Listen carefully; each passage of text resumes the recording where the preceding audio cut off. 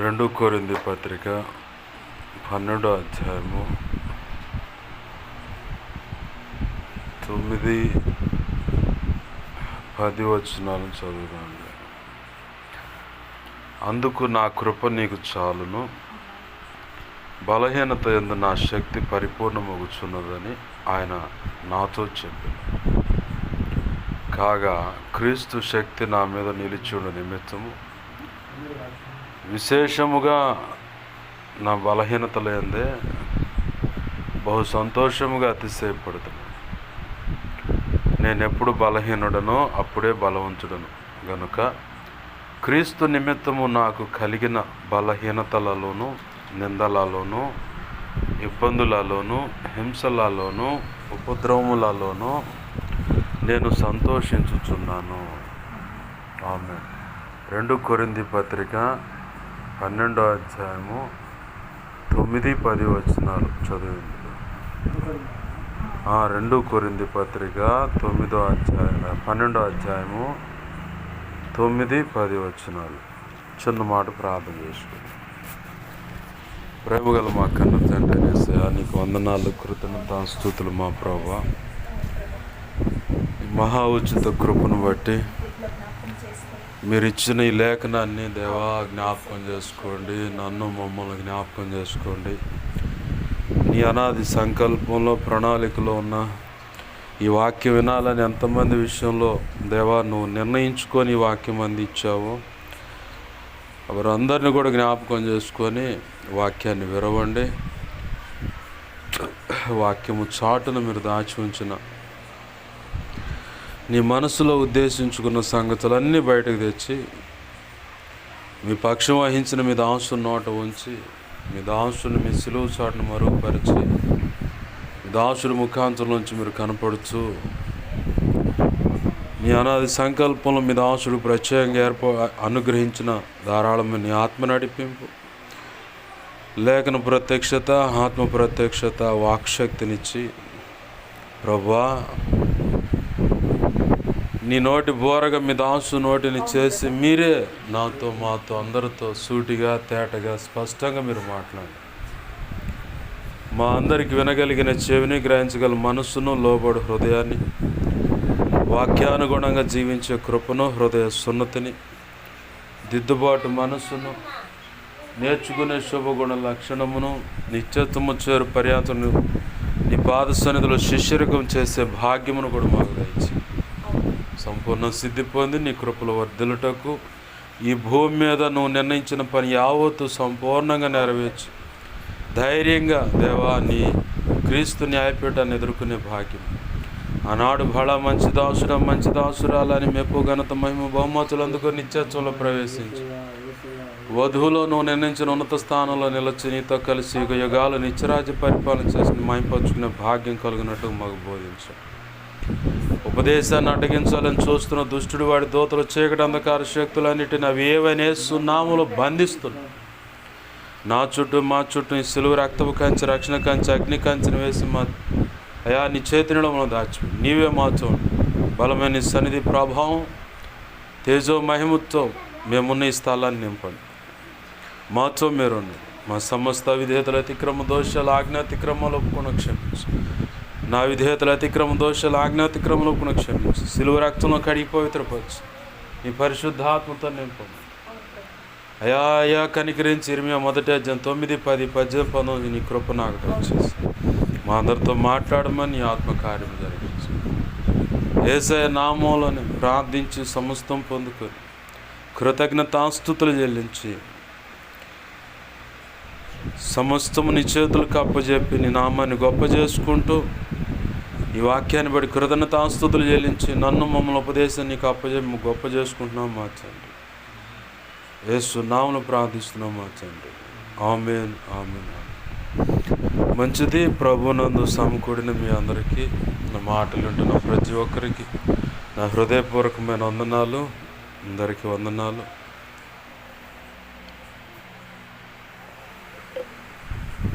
చదువుకున్న లేఖన భాగంలో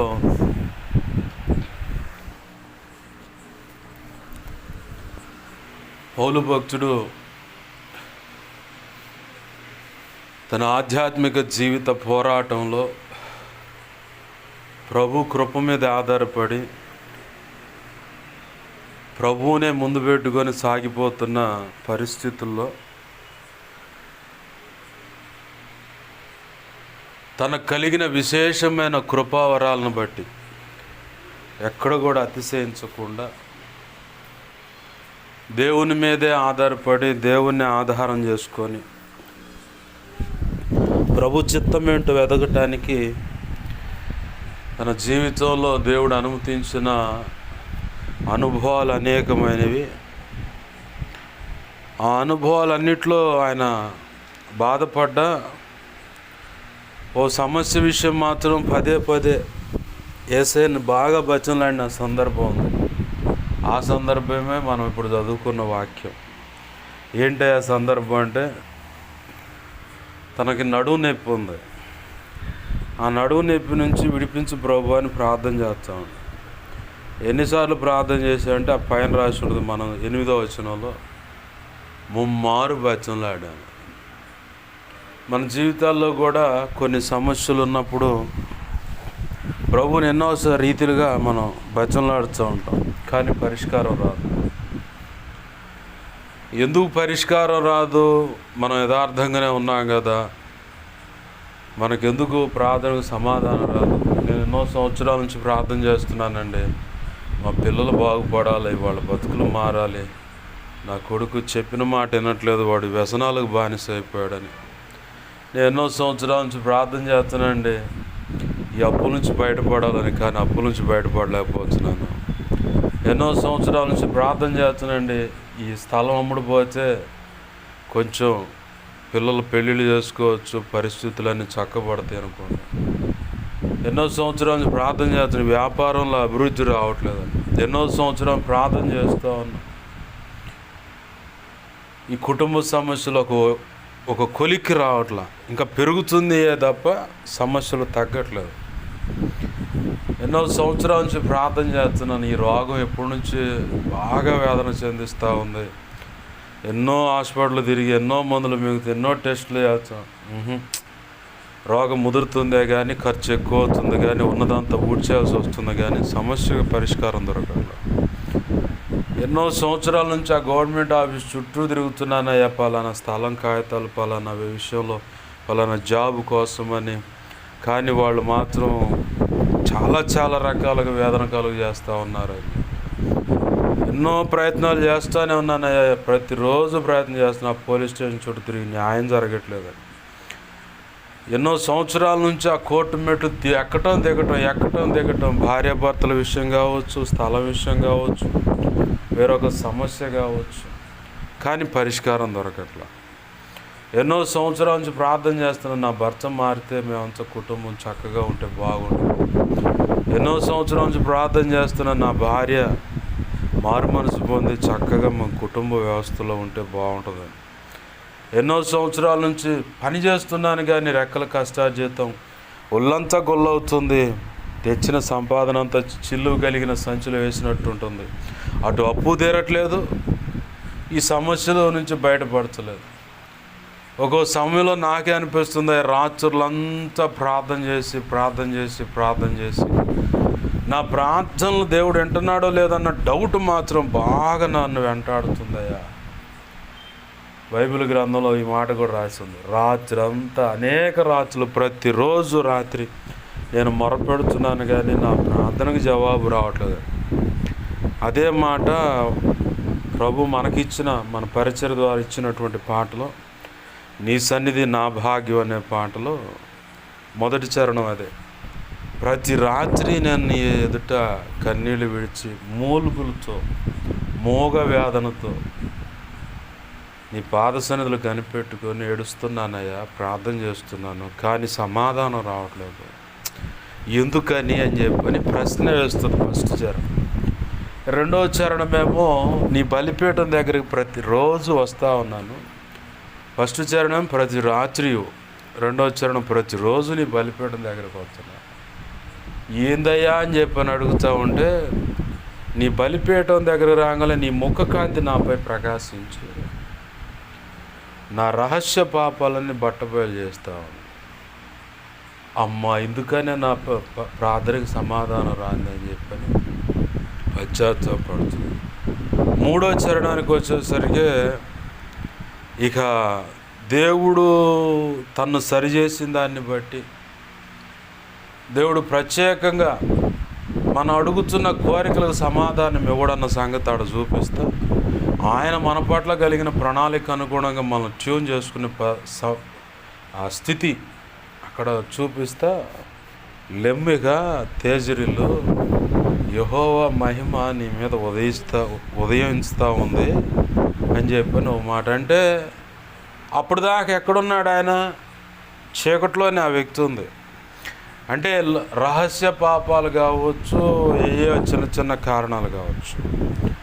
అంటే మన ప్రాంతంలో సమాధానం రాకుండా పోవటానికి కారణంలో ఒక కోణము మన అవిధేయతలు, అతిక్రమ దోషాలు, పాప దోషాలు, ఆజ్ఞాతిక్రమాలు కూడా. మరొక కోణం ఏంటంటే దేవుడు కావాలని ఆ ప్రార్థనకు జవాబు. దైవజనుడు ఒఫీరే గారు అయితే అసలు నీ ప్రార్థనకు జవాబు రావటం నీ గెలుపు కాదు, నీ ఓటమి అన్నాడు.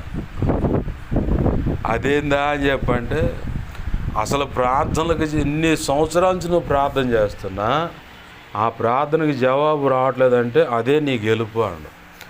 ఏంటంటే దాని రహస్యమని కూర్చొని ధ్యానించి ఆలోచించినప్పుడు ప్రార్థన జవాబు రాగానే మనం ఏం చేస్తాం? టాటా బాయ్ బాయ్ అయిపోయింది అని చెప్పి అట్నే వెళ్ళిపోతాం. అదే ప్రార్థనకి జవాబు రాకపోతే ఆడుంటాం, యేసయ్య సన్నిధిలో కనిపెట్టుకునే ఉంటాం. అప్పుడు యేసయ్య పొందు మనకు దొరుకుతున్నట్టేగా. యేసయ్య యొక్క మధురమైన స్వరము, ఆ ప్రసన్నత, ఆ తాకిడి అంతా మనం అనుభవిస్తున్నట్టేగా. ఇప్పుడు సమస్యకి పరిష్కారం దొరకటం మేలా, దొరకపోవటం మేలా? దొరకపోవటం మేలు అంటున్నాం మనం. పద్దాకలు దేవుడిని ఎందుకు ప్రభువా, ఎన్నాళ్ళు ప్రభువా, ఇంకెప్పుడు ప్రభువా, అసలు నా మీద జాలి లేదా ప్రభువా, ఎందుక ఇంత కచ్చగట్టు, వాళ్ళు చూడు వాళ్ళు భలే ఉన్నారని ఆశాపు కీర్తనలో గనక వాళ్ళని చూస్తే వ్యసనం కదులుతుంది. నీ దగ్గరకు వచ్చి నేను భక్తి చేస్తా, బాగుపడ్డదేముంది? వాళ్ళని చూడు ఎంత పచ్చగా ఉన్నారు, కోరిన తిండి తింటున్నారు, కావాల్సిన సుఖం అనుభవిస్తున్నారు, ఫుల్ ఎంజాయ్మెంట్. నా బతికేందో ఏం అర్థం కావట్లా. నీది పాద సన్నిధిలో పడి ప్రభువా ప్రభువా ప్రభువా ప్రభువా ఏందని బోర్ నడుచుడు, దీనికి పిచ్చి పట్టింది, ఏంది వీడికి నువ్వు వెర్రి పట్టింది, ఇది పిచ్చిగా నన్ను అన్నారు. భక్తి చేస్తుంటే పదే పదే మోకాళ్ళ మీద పడి దేవుని సన్నిధిలో గడుపుతూ ఉంటే భక్తి చేయలే కానీ అంత పిచ్చిగా చేయకూడదు, పిచ్చి పడి చూడు అన్నారు. ఇవాళ వాళ్ళు మొఖాలు పోయి సమాధానం దేవుడు ఇచ్చాడు. మనల్ని కూడా అంటూ ఉంటారు, ప్రార్థన చేస్తూ ఉంటే పిచ్చి పట్టినట్టుంది, రేచి ఎందుకు ఆరాకంగా ఎడుతుంది అంటారు. పిచ్చి పట్టినట్టుంది, ఈడేంది ఆరాకం చేస్తున్నాను. మనం ప్రార్థన చేసేటప్పుడు కూడా కొన్ని పద్ధతులు మార్చుకోవాలి. దేవుని సన్నిధిలోకి వెళ్ళినప్పుడైనా, రాత్రి వేళ మరి ముఖ్యంగా ఏకాంతం గడిపేటప్పుడు నీ స్వరం నీ పెదం దాటి రాకూడదు. అది ప్రాక్టీస్ చేయాలి. అప్పుడు నిన్నెవడు కలిగి నీ స్వరం నీ పెదం దాటి ఎప్పుడైతే వస్తుందో ప్రతి ఒక్కడికి నువ్వు డిస్టర్బెన్స్ చేయాలి. ఎవరు చెప్పారు నీకు? హాగరు కొడుకు ఏం చేసిండోడు? ఆ పిల్లవాని యొక్క మొర నేను విన్నాను. మొర అంటే ఏంది? మొర అంటే దేవుని చెప్పటమే. మోగ వేదనతో, ఇప్పుడు ఇందాక చెప్పా కదా, ఏంది, ప్రతి రాత్రియు నీ పాద సన్నిధిలో కనిపెట్టుకొనొచ్చు మూల్గులతో మోగ వేదన, రెండు అటు ఇటు వేసినేం కాదు, మోగ వేదనతో మూల్గులతో కన్నీళ్లు విడుచుచు మొర్ర పెట్టుచున్నాను. ఇక్కడ 4 పదాలు పడ్డాయి. కనిపెట్టుచు, మూలుగుచు, మోగవేదన, మొరపెట్టుట. ఇప్పుడు మూలగటం అంటే ఏంది? నోటెప్పుడు మాట రాదు. నాకు అప్పుడప్పుడు దుఃఖం వస్తే దాని లోపల దిగమింగుకుంటా మూలుగుచ్చా అని చెప్పని శబ్దం వస్తుంది నాలో నుంచి. ఆ మూలుగులు దాని యొక్క అర్థం, దాని భావం ఏంటో ప్రభువు తెలుసు. చుట్టూ ఉన్న ప్రపంచాన్ని బట్టి మనం అప్డేట్ అవ్వాలి. అప్డేట్ అవ్వటం అంటే వాళ్ళతో కలిసి హాయ్ బాయ్ అంటాం కాదు. పలానోడు వల్ల మనకి ఇంత తేడా వస్తుంది అనుకుంటే అమ్మడిని సైలెంట్ అయిపోవటం. దేవునికి వినపడదు అన్నావు కదా, ప్రభువుడు గుర్తు చేస్తూ ఉన్నాడు. హన్నా చేసిన ప్రార్థన ఏంది? నేను ఇప్పుడేం చేశా? పెదాలు మాత్రమే కదిలిచ్చా. ఏలి అల్లాడ కూర్చొని, అల్లంత దూరాన్ని కూర్చొని ఈ హన్నాకి వెళ్ళాడు చూస్తుండు. పెదాలు మాత్రం కదులుతుంది, వేదన తిట్ట కదిలిపోతుందాం, బాగా ఊగులాడుతూ ఉంది. మరి ఏమొచ్చింది? పొద్దుైన గొంకలేదు, ద్రాక్ష రసం దాగి మచ్చురాలు ఇవయ్యావా ఏందాడు. పెదాలే కదులుతున్నాయి, ఆమె మాట వినపడుతున్నా. కానీ దేవుడు అన్నాడు. ఎవరినిచ్చాడు దేవుడు? ఆమెకి సమయాన్ని ఇచ్చాడు. సమయోచితమైన జ్ఞానంతో ప్రార్థన చేసుకోవాలి. ఒకవేళ నీకు ప్రార్థన అంతా తెలుసుండి, నీకు నువ్వు ఉన్న ఏరియాలో క్రైస్తవులే ఉండి వాళ్ళకి ప్రార్థన చేయటం రాదనుకున్నప్పుడు సందకాడ కూర్చొని 1 గంట ప్రార్థన చేసి వదిలేయాల. రేత్రి మొత్తం అదే డెప్త్లో, అదే లెవెల్లో నువ్వు ప్రార్థన చేస్తావు అనుకో, వాడు నిద్రపోడు, మమ్మల్ని నిద్రపోనీడు, ఏం మాయదారి సంత ఎడబడదని చెప్పని ఇట్లా గోల్ చేస్తాడు. అర్థమవుతుందా? మనం పెదాల వాటికే మన ప్రార్థన, మనలో మనకి ప్రార్థన చేసుకోవటం అలవాటు అయితే ఇతరుల వల్ల మనకు శత్రుత్వం ఉండదు. కుంకలగుంటలో ఒక తల్లి ఉంది, రాజులు పెట్టాము అంటే సాక్ష్యం మంచిది కాబట్టి పేరు చెబుతున్నా.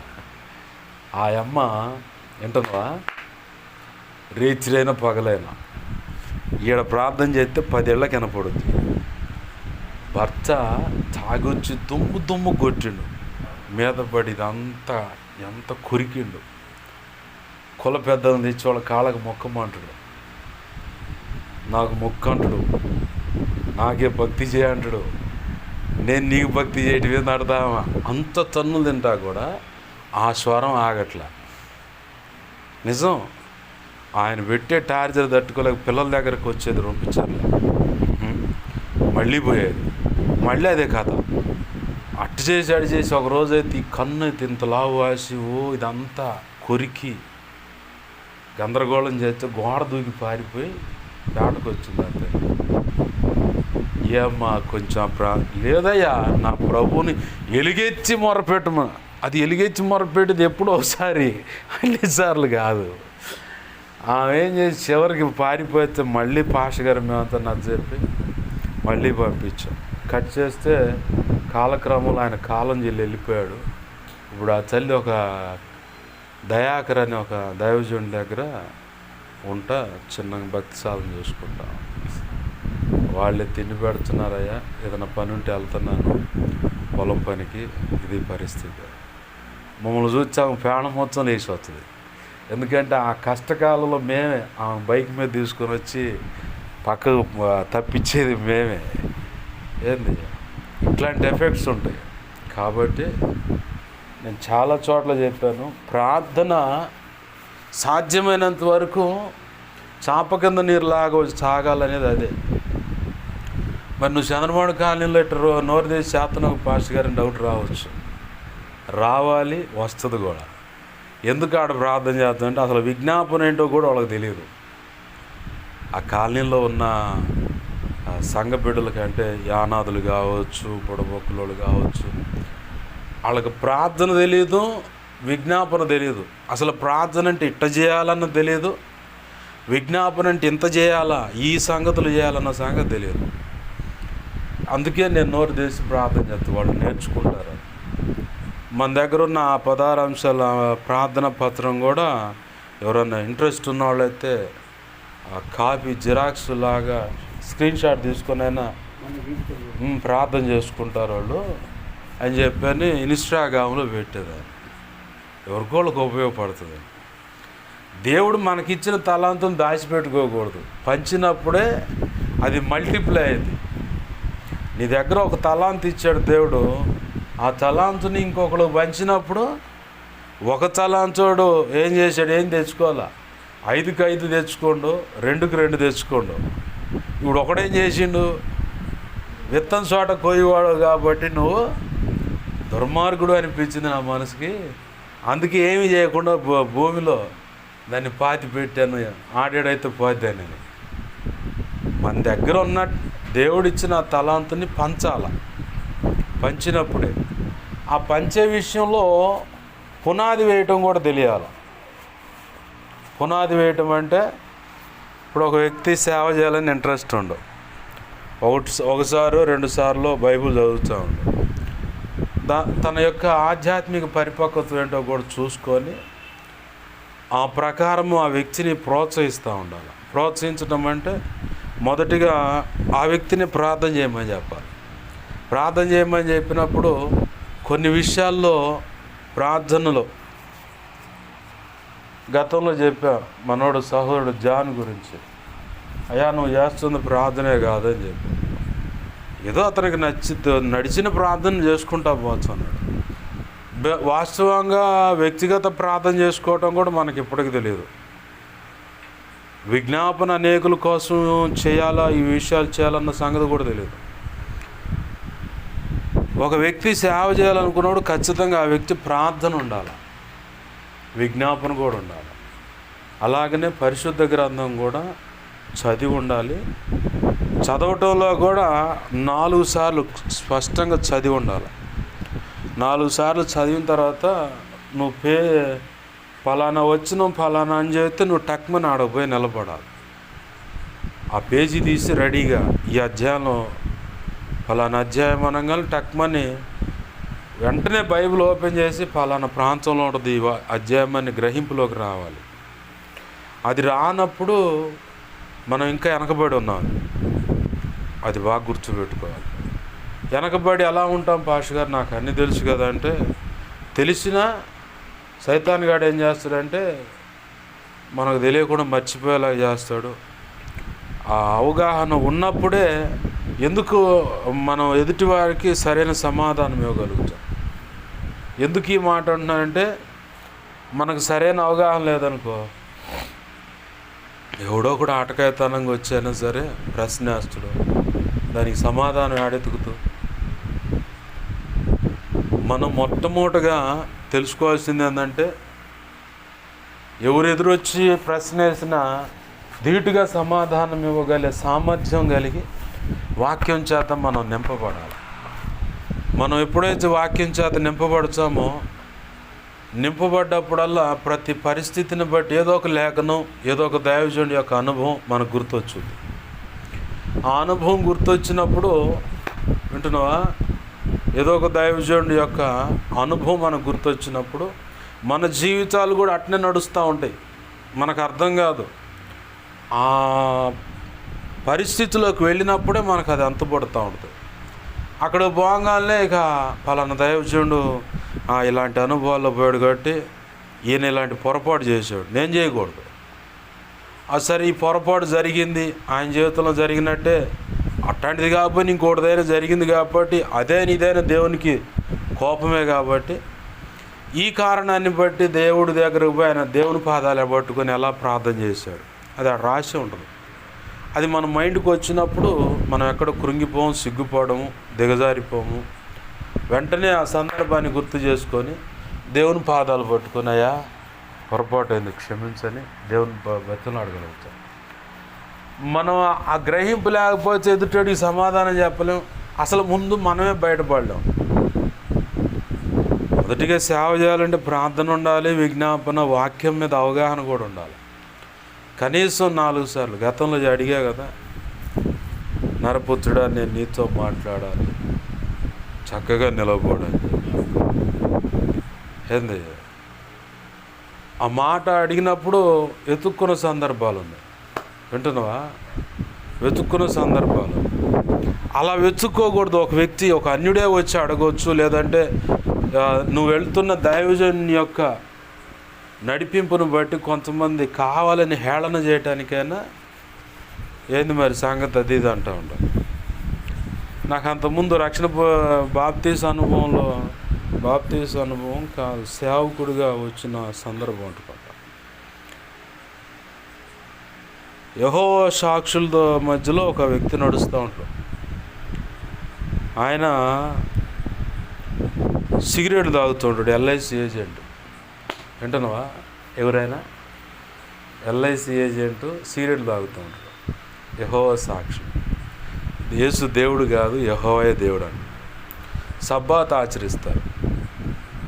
అంటే యూదులు ఎలా అయితే టోపీ పెట్టుకొని దాన్ని సబ్బాత్ అంటారు, ఏంది విశ్రాంతి దినాన్ని ఆచరిస్తారు.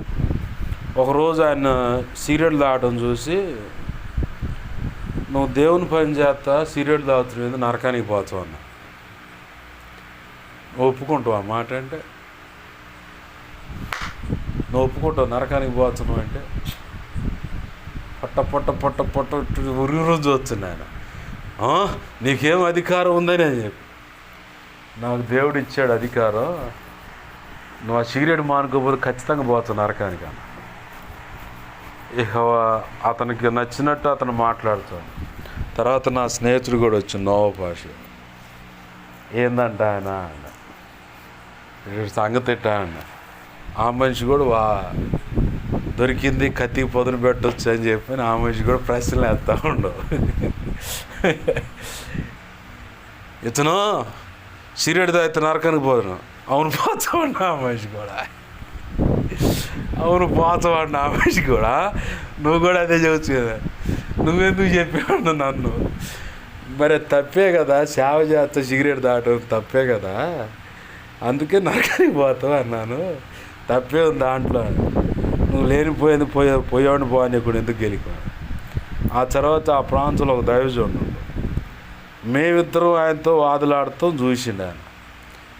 ఆ వ్యక్తి ఈ వ్యక్తి ఆ టీ కాడ కూర్చొని సరదాగా మాట్లాడుకుంటారు. వాళ్ళిద్దరు తండ్రి సన్నిధిలో నరసరావుపేట ఈ దావీదు పాష గారి దగ్గర పెరిగిన వాళ్ళు, వాళ్ళతో నువ్వెందుకు పెట్టుకున్నావు అన్న ఆయనతో. అదేంది అన్న, వాళ్ళు వదిలిపెట్టకుండా ప్రార్థన చేస్తూనే ఉంటారు, వాళ్ళు ఖాళీగా ఉండరు. ఆ ఇద్దరు సంగతి నాకు తెలుసు, ప్రార్థన చేస్తూనే ఉంటారు, అసలు వాళ్ళ జోలి నువ్వెందుకు పోయేవాడు. అదేంది అన్న, వాళ్ళు మా సామాన్యులు కాదు, వాళ్ళ జోలి బామాక, నీదేదో నువ్వు చేసుకో, నువ్వు వాళ్ళకి కలిమాక, దేవునికి మహిమ కలుగునుగా. హల్లెలూయా. ఏంది, ఎందుకంటే ఆడ వాదన జరిగింది కానీ డిబేట్కి మా వాళ్ళంతా వచ్చారు, వాళ్ళతో డిబేట్ పెట్టుకుంటారు. రమ్మను మొత్తాన్ని, అసలు మెయిన్ ఎవడు మొత్తం రమ్మని అంటున్నా నేను. సేవ ప్రారంభంలో మెయిన్ ఎవరు రమ్మను మొత్తాన్ని. వాళ్ళు కూడా ఎట్నే ఉంటే వాళ్ళు కూడా నరకానికే పోతారు.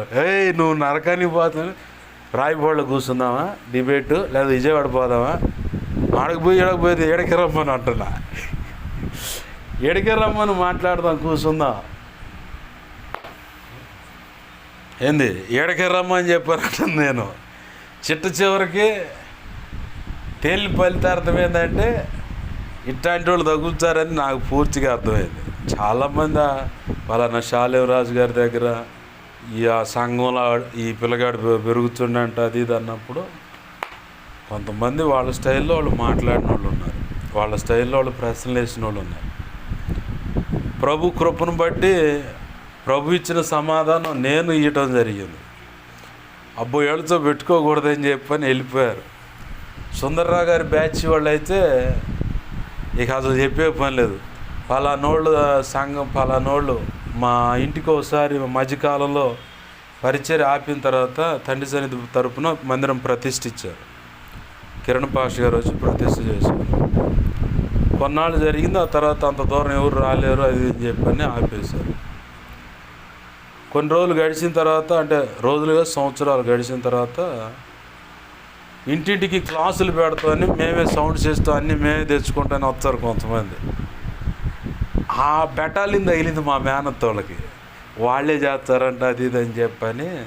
ఇట్లా సంగతి అబ్బాయి సరే, వాళ్ళకి శాలివరాజు గారి దగ్గర మా అబ్బాయి పెరుగుతుండు, శాలివరాజు గారు బాప్తిస్మం ఇచ్చిండు, వాళ్ళ సంఘంలో నర్సాపేటలో ఆ సంఘంలోనే పెరుగుతుండు మా వాడు మీతో మాట్లాడాలంటున్నాడు, ఉండండి అని చెప్పాను.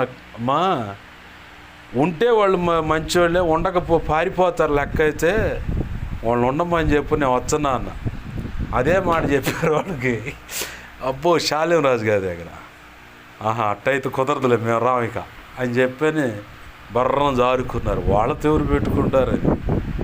అంటే వాదనకని కాదు, కానీ సత్యవాక్కు ఉంది కాబట్టి ఆ సత్యాన్ని ఉన్నట్టు ముఖం బయలుతాడు చెప్పడానికి ప్రభు అవకాశం ఇచ్చాడు. కాబట్టి అది అవగాహన ఉంది కాబట్టి చెప్పగలం. దీనికి అవగాహన ఉంది కాబట్టి చెప్పగలం. అది అవగాహన లేకపోతే నోరు తెచ్చుకొని చూడటం, వాడు ఏ ప్రశ్నలు ఎత్తున్నా కానీ అంతే ఉంటుంది. ఎందుకు వచ్చావు ఇటు మనం? ఏమో భాషగా నువ్వు తిరుగుతున్నావు, మేము తిరుగుతున్నా వెనకాలంటారా? ఎన్ని రోజుల నుంచి ప్రార్థన చేస్తున్నా, ఎంత ఏడుస్తున్నా సమాధానం రావట్లా. అసలు ఏంది అన్న దాని కాడ నుంచి ఇటు పడవచ్చు. సబ్జెక్ట్లోకి వద్దాం, అది ఎవరికి అవసరం పట్టుకుంటాం. అందుకే ప్రభు ఆ మాటలు అందిస్తూ ఉంది. ప్రార్థనకి జవాబు రావట్లేదని చెప్పని ఏడుస్తాం మనము. ప్రార్థనకి జవాబు రాకపోతేనే మన విజయం అన్నాడు దైవజనుడు. సరే, బాగానే ఉంది. అసలు నా పరిస్థితి ఎప్పుడు ఒడ్డున పడతాను, పరిస్థితి నుంచి ఎప్పుడు ఒడ్డున పడతాను, నా పరిస్థితుల పరిష్కారం ఎప్పుడు దొరుకుతుంది? పిల్లలు మంచిగా ఉద్యోగులు వెల్ సెటిల్ అవుతారనుకుంటే ఏదో ఒక సమస్యతో తెలియకుండా ఏదో కారణాన్ని బట్టి ఉద్యోగాలు పోవటమో, లేదంటే శాలరీ నచ్చకో, లేదంటే అక్కడున్న పరిస్థితులు వాతావరణం నచ్చకో, చివరికి ఇంకో చోట ఏదైనా జాబ్ ట్రై చేద్దామంటే కుదరని సెక్షను. ప్రార్థన చేస్తున్నాను ఒక కుటుంబం కోసం, రక్షణ కోసం. ఎవరి కోసం? కుటుంబ రక్షణ కోసం. నువ్వు ఆ జాకిది ముందుకు జరుగు, నాకంటే ఈ నడుము బాగా లాగుతుందని చెప్పి నొప్పితో ఒళ్ళు బరువు తగ్గినా పెరిగినా నాకు నడుము నొప్పి వస్తుంది. ఆ కారణాన్ని బట్టి ఇప్పుడు నేను జాకీ పెట్టుకున్నా గోడకి. నువ్వు జాకీ వచ్చి చిన్నగా లాలి లాలి లాలి ఓయమ్మ ఏసయ్య లాలి అని చెప్పిన ఒక పాట ఉంది. లాలి పాడరే యేసుకు అని చెప్పిన ఒక పాట ఉంది. ఆ పాటలోకి వెళ్తున్నావు నువ్వు.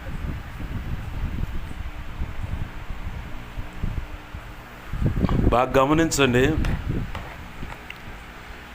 మన ప్రార్థనలకి జవాబులు రావట్లేదని విసిగిపోతూ ఉంటాం. కానీ ఇక్కడ పరిశుద్ధ గ్రంథం మనం చదువుకున్న అనుభవంలో కనపడుతున్న విషయం ఏంటంటే, విశేషమైన కృపావరాలు, లేఖన ప్రత్యక్షతలు, మర్మములు అన్న సంగతి ఆయనకు తెలిసిందంట. 12వ అధ్యాయం 1 నుంచి 8 వచనాల భాగంలో గమనిస్తే పౌలు అంటాడు, ఒక మనుషుని నేను ఎరుగుదునయ్యా, ఆయన ఆత్మతోనో లేదంటే శరీరంతోనో పరదేశికి వెళ్ళాడు. చెప్పటానికి అలిం కాని మాటలు, వచింప సఖ్యము కాని మాటలు అని ఉంటుంది. అంటే వచింప అంటే చెప్పటానికి, సఖ్యం అంటే కుదరని మాటలు నేను విన్నా. ఆ కారణాన్ని బట్టి కానీ విశేషమైన ప్రత్యక్షతలు, కృపావరాలు, లేఖన ప్రత్యక్షత లేదా ఆత్మ ప్రత్యక్షత అని లేఖన మర్మములు. మర్మం అంటే దాగినది అని అర్థం. ఇప్పుడు స్త్రీకైనా పురుషుడికైనా మర్మాంగం అంటారు. కనపడుతుందా బయటికి? కనపడవు, దాగి ఉంటుంది. ఆ మర్మం అంటేనే దాగి ఉన్నది అనే సంగతి. ఆ దాగి ఉన్న సంగతి అసలు పౌలుకు తెలియపరిచిన మర్మం ఏంటంటే క్రీస్తు మర్మం. అది ఎవరికి తెలియబడాల.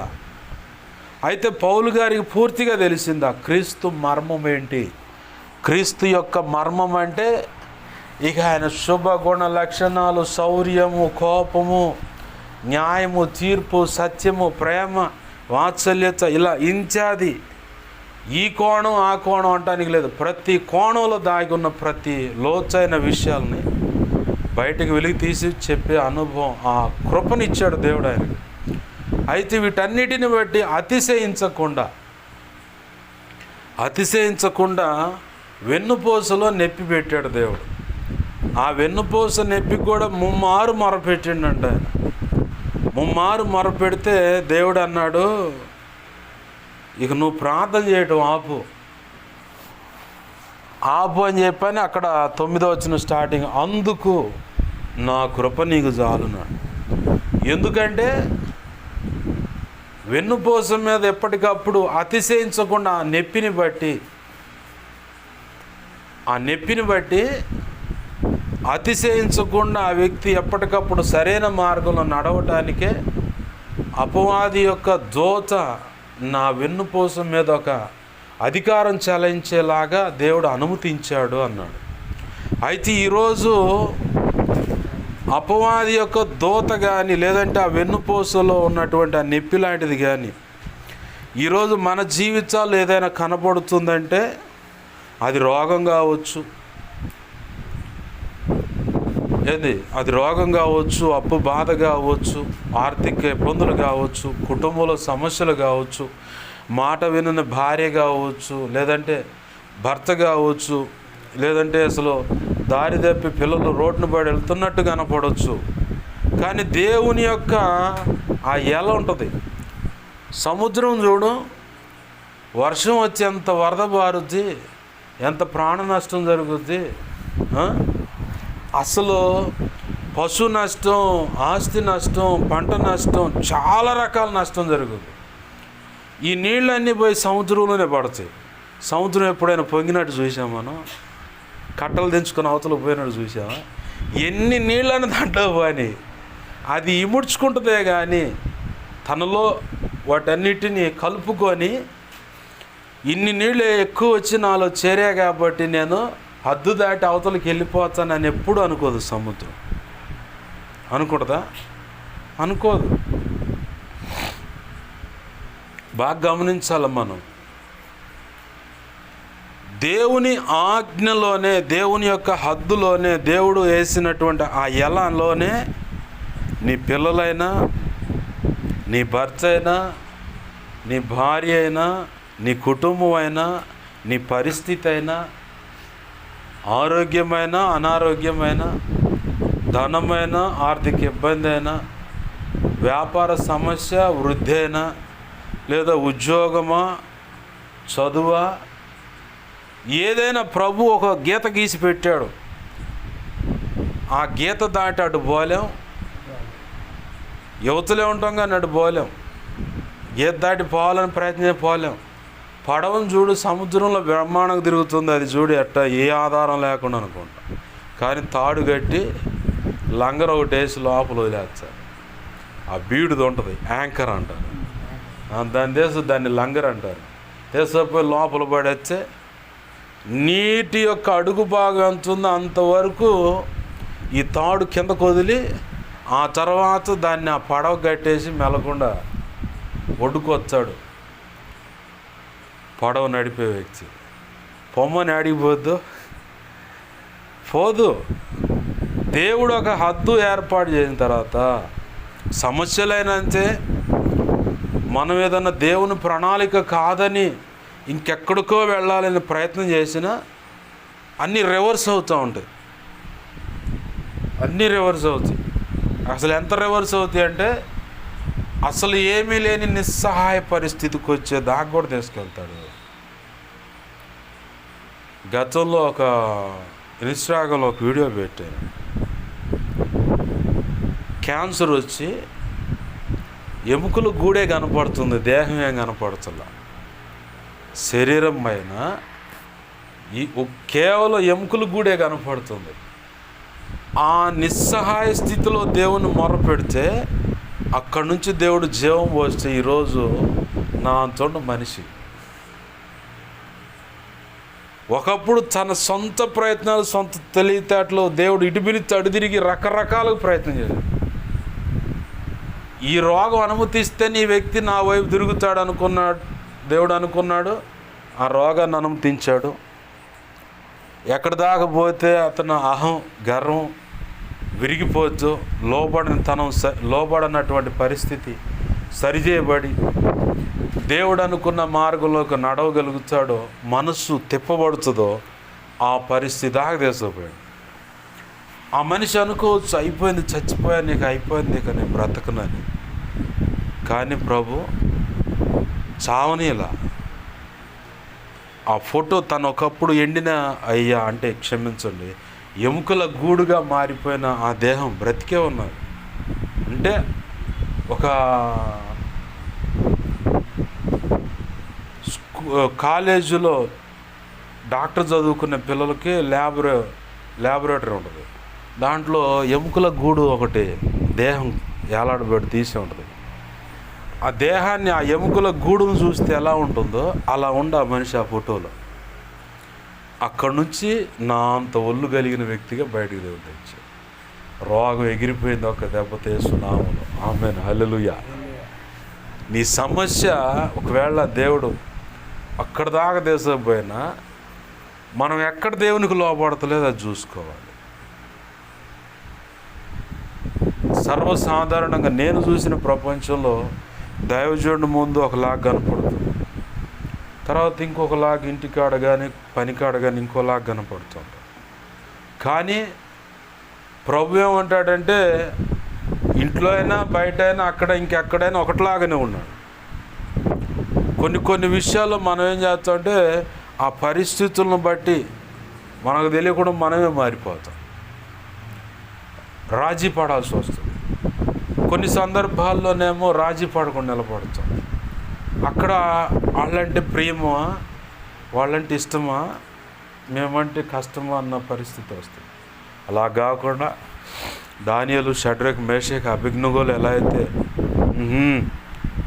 దేవునికి ఒప్పుకోం, మా దేవుడికే మేము మొక్కేది, అపవిత్రమైన మా నోట పడనీయం, మేము ప్రతిష్ఠించుకున్న వాళ్ళం, దేవుని ఎదుట నీతిగా యథార్థంగా బ్రతకాలని తీర్మానం చేసుకున్న వాళ్ళం అని చెప్పని నిలబడినప్పుడు వాళ్ళకి హింసలు కలిగాయి. తిమోతి పత్రిక సాక్ష్యం ఇచ్చినట్టు సద్భక్తి చేయనుద్దేశించు వానికి హింసలు కలుగుతాయని కలిగిన దానియేలు నిలబడితేనేమో సంస్థానంలో ఉన్న వాళ్ళంతా మాంత్రికులు, వీళ్ళు అనుకున్న వాళ్ళు మొత్తం ఎర్రోళ్ళు అయిపోయారు. దానియేలు ప్రధానమంత్రి స్థానంలోకి వెళ్ళిపోయాడు. షడ్రక్, మేషక్, అబేద్నెగోలు నిలబడిచిన అగ్నిగుండం ఎదురైంది. కానీ నెబుకద్నెజరు కింద పరిపాలనలో ఉన్నటువంటి ఆ దేశాలంటే 120 పైచిలుకు దేశాలు, అంటే మన భారతదేశం కూడా ఉంది. అన్ని దేశాలకు తాకీదులు వెళ్ళిపోయాయి. ఏమని? ఈ దానియేలు, షడ్రక్, మేషక్, అబేద్నెగోలు సేవిస్తున్న దేవుడే దేవుడు, ఈ విధంగా రక్షించగల సమర్థుడు ఎవరున్నారు? వాళ్ళ దేవుడిని ఎవడ నోరు జారి మాట్లాడినా, ఇంకేదన్నా అన్నా, వాళ్ళ జోలి ఎవడన్నా పోయినా వాడు ముక్కలుగా నరికివేయబడతాడు, వాడి ఇల్లు పెంట కుప్ప అంటే పాడుపడిపోద్ది అని చెప్ప.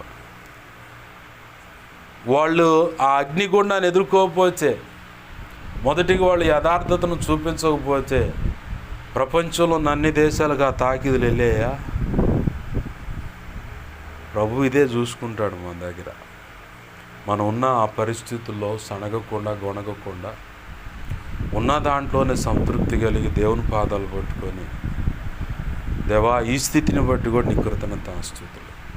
పౌలు భక్తుడు అదే అన్నాడు, నాకు ఎదురైంది బలహీనత, నేను ఇప్పుడు వచ్చేటప్పుడు బాగా ప్రయాణం వల్ల నడువు నొప్పి, ఇలా పొద్దున్నే ఇట్ట బడి రొంపిచారులా 8 ఆడ మందిరంలోకి వెళ్ళి కొద్దిసేపు ప్రార్థన చేసుకొని ఆ నుంచి డైరెక్ట్గా మేళవాగు పైన 2 కిలోమీటర్లు, అది పడిమర్రో ఏదో ఉందా దాని పేరు, ఆడికి వెళ్ళి ఆ which craft delivery healing prayers చేసే కుటుంబం కోసం ఆ నుంచి మళ్ళీ ఓ ఫ్యామిలీతో నేను కలిసి మళ్ళీ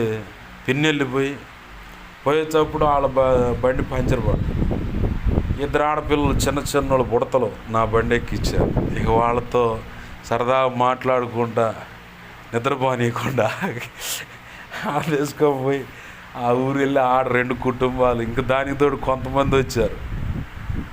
అన్న ఎందుకో మిమ్మల్ని ప్రత్యేకంగా తెచ్చినట్టున్నాడు అన్న దేవుడు అని. వాస్తవం నిన్న రావాలయ్యా, కానీ ఈరోజు ఎందుకో తీసుకొచ్చాడు దేవుడు, ఎందుకోనేమో అని చెప్పని ఇంకా ప్రభు మాట్లాడుతుండే అక్కడ కూడా పరిచర్య మొదలు పెట్టాలి, ప్రార్థన చేయాలి, దేవా నీ చిత్తమే అని చెప్పి వాళ్ళని అడిగితే ఇట్లా పిన్నెల మీదుగా మాచవరం కోనంకి దగ్గర అన్నా అన్నారు. ఇదేదో లింక్ భలే పడ్డది అనుకున్నాను నేనైతే. బారికి ఇక పిడుగురాళ్ళు వచ్చి ప్రార్థన చేసుకొని ఇక ఆ తర్వాత కాస్త ఎంగిలిపడి అప్పుడు దాకా ఫాస్టింగే. ఈ నొప్పి బాగా బాధిస్తూ ఉంది. ఏంది ప్రభు అంటే ఈ వాక్యం గుర్తు చేసాడు. వీడికి వచ్చిన తర్వాత ఏ వాక్యం చెప్పాలో ప్రభు అంటే అదే వాక్యం ఎత్తుకొని చెప్పు అంట. ఎందుకంటే ఇప్పుడు నాకు నడుము నొప్పి ఉన్నా నాకు బాగా తెలుసు, ఒళ్ళు తగ్గినా నొప్పి వస్తుంది, ఒళ్ళు పెరిగినా నొప్పి వస్తుంది. అలాగనే ప్రభు నన్ను ఉపయోగపెట్టుకొని జరిగిస్తున్న పనులు బట్టి అతిశయిస్తానేమని చెప్పి ముందుగానే దంచుడు వ్యవహారం పెడతాడు. అది నాకు బాగా తెలుసు.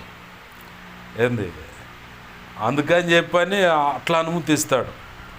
ఇంకేయన్నా ఎవడన్నా మంచోళ్ళు ఈ మధ్య ఇప్పుడు ఇంట్లో మోకాళ్ళు ప్రార్థన చేస్తుంటే ఆ ప్రార్థన చేయకుండా కొంతమంది బలులు మా పూజలు గందరగోళంగా ఉన్నారు వాళ్ళ వ్యవహారం వాళ్ళు. అట్లాంటి ఏం దగ్గరకు రానియకుండా ప్రభు కాపాడుతా నడిపిస్తూ ఉన్నాడు. అయితే మనం ఈరోజు నేర్చుకోవాల్సిన పాఠం ఏంటంటే, నీ చుట్టూ ఎన్ని సమస్యలు ఉన్నా సమస్యల వైపు నీ మనసు పెట్టమాక. సమస్యల వైపు నీ మనసు ఎప్పుడైతే పెడతావో నువ్వు ముందుకెళ్ళదు. ఆ పరిగిడిపాడు ఏదో ఇప్పుడు అన్నాను చూడ, మేళవాగు పైన 2 కిలోమీటర్లు ఆ పైన అక్కడ ఓ పిల్లగాడు వింతగా కనపడ్డాడు. ఏంటంటే, అన్నా నేను 7వ తరగతి ఏదో చదువుతూ 7వ సంవత్సరం 7వ తరగతి అన్నాడు. పుట్టుకతో నాకు వెన్నుపూస బెండ్ అవ్వలేదన్న, అట్లా బెండ్ అయిపోయింది. ఈ వెన్నుపూస బెండ్ అయితే సర్జరీ చేశారు, లోపలన్నీ అయ్యో వేసి ఎక్స్రే చూపించాడు. అది ఇంకా బెండ్ అయ్యి ఊపిరితిత్తులకు ప్రెస్ అవుతుంది, గుండెకు కూడా ప్రెస్ అవుతుంది, వెన్నుపూస వచ్చి. ఆ రొంప ఆ కళ్ళు అంటాం కదా,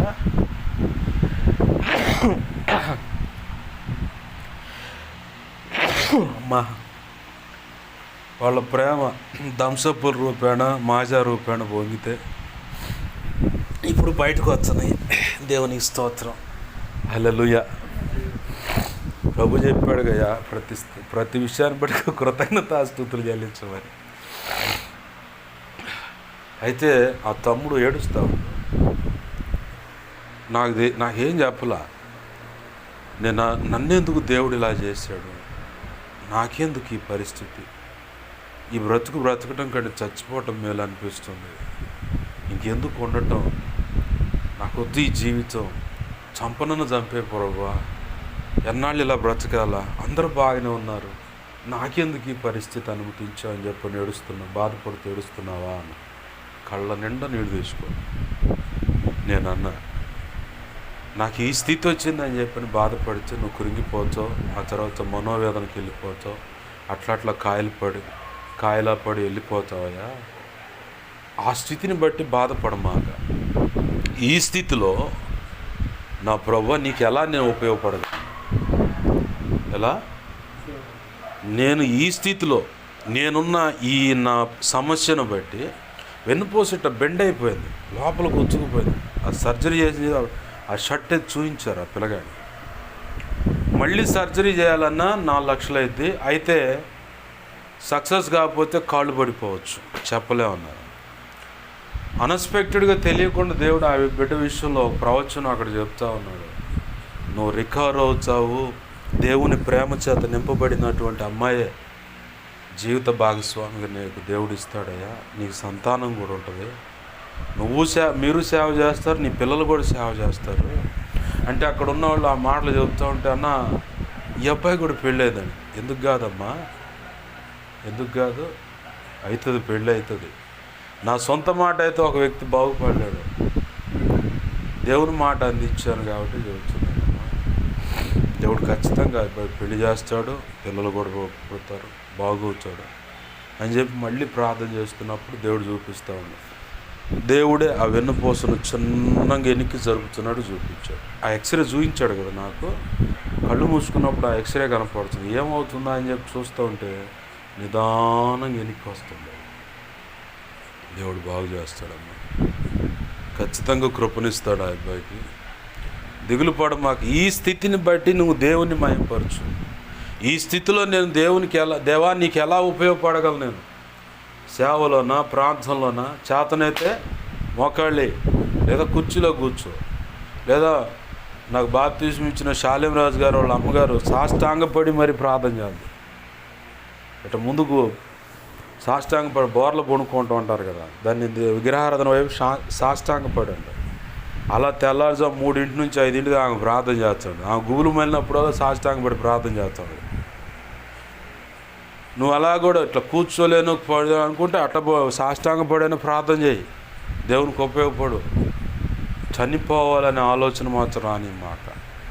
నీ చుట్టూ ఉన్న పరిస్థితి, ఆర్థిక ఇబ్బంది, అనారోగ్యమా, ఈ కారణాల వైపు చూస్తే, కుటుంబ సమస్యలని, ఇంకా భార్య అని, భర్తని, ఈ విషయాలు చూస్తే మాత్రం నువ్వు ఆడే గురింగిపోయి ఉంటావు.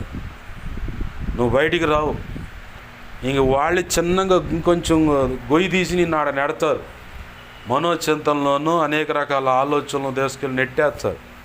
నువ్వేనా బాగు చేయగలిగేది ఉంటే నువ్వు ట్రై చేయి. నువ్వు చేయలేని పరిస్థితి, నీ వల్ల కాదు, మొత్తం చేయి దాటిపోయిన పరిస్థితులు. ఇప్పుడు నువ్వేం చేయాలా? ఏం చేసేది భాష గారు? కూర్చొని మూలన మర్యాదగా ఆలోచిస్తా, ఏడుస్తా, దేవుడిని ఏడిపిస్తా, అందరిని గందరగోళం చేయాలి. అదేగా? అసలు అవన్నీ కాదు. దేవునికి అప్పచెప్పేసి, దేవా నేనేదో చేద్దామని ప్రయత్నం చేశా, నా వల్ల కాల, నా తెలివితేట, నా ప్రయత్నం అంత అర్థమని నాకు అర్థమైపోయింది. కాబట్టి నీకు అప్పచెబుతున్నా, ఎప్పుడో నువ్వే నీ చిత్తమైనప్పుడు పరిష్కారం చేయాలి. నాకు అలింగాని సమస్యల్లో నేనున్నా వాస్తవానికి, కానీ మొత్తం దేవునికి అప్పచెప్పి ప్రశాంతంగా ఆయన పని మీద మనసు పెట్టి తిరుగుతూ ఉన్నా. ఎందుకు? నేను చేసే ఏమి లేవు, నా చేతనయ్యే ఏమి లేవు, చెయ్యాలన్నా చేతిలో పైసలు లేవు, నిస్సహాయ స్థితిలో ఉన్నా. ఓ పాటలో కూడా ఆ మాట రాయడానికి కృపనిచ్చాడు దేవుడు. నిస్సహాయ స్థితిలో ఉండి సహాయం చేస్తారని ఎవరైనా చుట్టూ చూస్తే ఎవరూ లేరయ్యా, నాకెవరు కనపడతలేదు, నాకు నువ్వే దిక్కు అని చెప్పి నీ సన్నిధిలోకి వచ్చాను ప్రభు అని చెప్పని ప్రార్థన చేసి, మనకెప్పుడైతే మన వల్ల కాదు, మన చేయి దాటిపోయింది పరిస్థితి అని అనిపించిందో వెంటనే దేవునికి అప్పచెప్పేటివే. దేవుడు పరిష్కరించి సమాధానం ఇచ్చేంత వరకు ఓర్పుతో నువ్వు ప్రార్థన చేయటం. ఆ ప్రార్థనలో విసుగు వచ్చిందంటే మాత్రం నువ్వు డేలా పడతావు, దిగులు పడతావు, నీరసిస్తావు. చివరికి ఇక ఎందుకులే ఈ బతుకు, అందరూ పోతున్నారు, నేను కూడా పోతే పోద్ది కదా అని చెప్పని అట్ట కూడా ఆలోచనలోకి వచ్చి ఏదో ఒక బలత్మరణం, అంటే ఆత్మహత్య చేసుకొని చనిపోతే బాగుండు అనే ఆశ తపనతో వెరిపించబడుతూ ఉంది. అదే మాట నా స్థితి, నా పరిస్థితి చూస్తున్నాం అనే పాటలో పల్లవిలో చివరి లైన్లో, మరణించాలని ప్రేరేపించబడుచు భీతి కలవరం నన్ను ఆవరించింది, కన్నీళ్ళే నా అన్నపానంలైంది. ఓ మాట రాసి, నా జీవితంలో ఎన్నోసార్లు ఆ పరిస్థితులు ఎదుర్కొన్న తర్వాతనే ఆ పాటలోకి వచ్చాయి. ఈరోజు చాలామంది ఆ పాట ద్వారా ఆదరించబడుతున్నారు. ఇంకా మరీ ఎక్కువగా కన్నీరు విడిచి దేవుని పాదాలు పట్టుకుని ప్రార్థనలు పెనుగులాడుతున్నారు. సేమ్ అదే లాంటి పాట కూడా ఇప్పుడు నీ సన్నిధి నా భాగ్యం అనే పాట, అది కూడా అంతే. అట్లాంటివి చాలా ఉన్నాయి ప్రభు కృపలో రాయించిన పాటలు, ఇంకా రాయిస్తానే ఉన్నారు. ఏది లేఖనంలో పౌలు భక్తుని ద్వారా మనతో దేవుడు మాట్లాడుతుందండి అంటే, సమస్యను బట్టి దేవుని ఎదుట ముమ్మారు బతిమలాడితే దేవుడు ఒక మాట చెప్పాడు, నా కృప నీకు చాలు, ఆ సమస్య నీకు ఉండాలి, అది నీ మేలుకే. నేను చాలా విషయాల్లో ప్రార్థన చేసి ఉంటా, ఎందుకని ప్రభు ఇలా ఈ సమస్య నా వెనకాల పెట్టు. చాలామంది ప్రార్థన చేస్తే వాళ్ళు టపా లేచిపోయిన వాళ్ళు చూపించావు సాక్ష్యాలు, మరి ఈ సమస్యలు ఎందుకు నా చుట్టూ పెట్టావంటే అట్టుండనియా, వాళ్ళ వల్ల నీకేమైనా నష్టం ఉందా? లేదు ప్రభు. నువ్వేమైనా ఫైట్ చేస్తున్నావా? లేదు ప్రభు. ఉండని రాదా? నేను గీసిన గిరు దాటి రారు వాళ్ళు. దాటి రావాలంటే చావు దగ్గరకు చూపిస్తా, కానీ చంపను. దావీదు అడుగుతాడు ఒక మాట, దేవా నీ శత్రువులు అతిశయించి రంకెలేస్తా ఉన్నారు, వాళ్ళు అలా చేస్తుంది నీకు కనపడుతులేదా? అయితే ఒక్కసారి వాళ్ళు తుడిచిపెట్టమాక, అంటే అసలు భూమి మీద లేకుండా చంపేమాక. చంపేసామనుకో 4 రోజులు బాధపడతారు, 4 రోజులు జ్ఞాపకం చేసుకుంటారు, ఆ తర్వాత వాళ్ళందరూ మర్చిపోతారు వాళ్ళ సంగతి. అయితే వాళ్ళని అనగొడతా ఉండు, నలగొడతా ఉండు, నష్టాలకు అప్పచెబుతూ ఉండు. అప్పుడు పలానోడి జోలిపోతే, పలానా అమ్మాయి జోలిపోతే వాళ్ళు ఏం చేయరు, కానీ వాళ్ళ వెనకాలండి కదులుతున్న దేవుడు ఉన్నాడు, వాళ్ళని ఆవరించి కదులుతున్న దేవుడు ఉన్నాడు, వాళ్ళకు ముందుగా దేవుడు కదులుతూ ఉన్నాడు, సైన్యంలోకి అధిపతి. తేడా పడితే ఇక మనం సోదిలో కూడా కనపడం అని చెప్పుకుంటాను.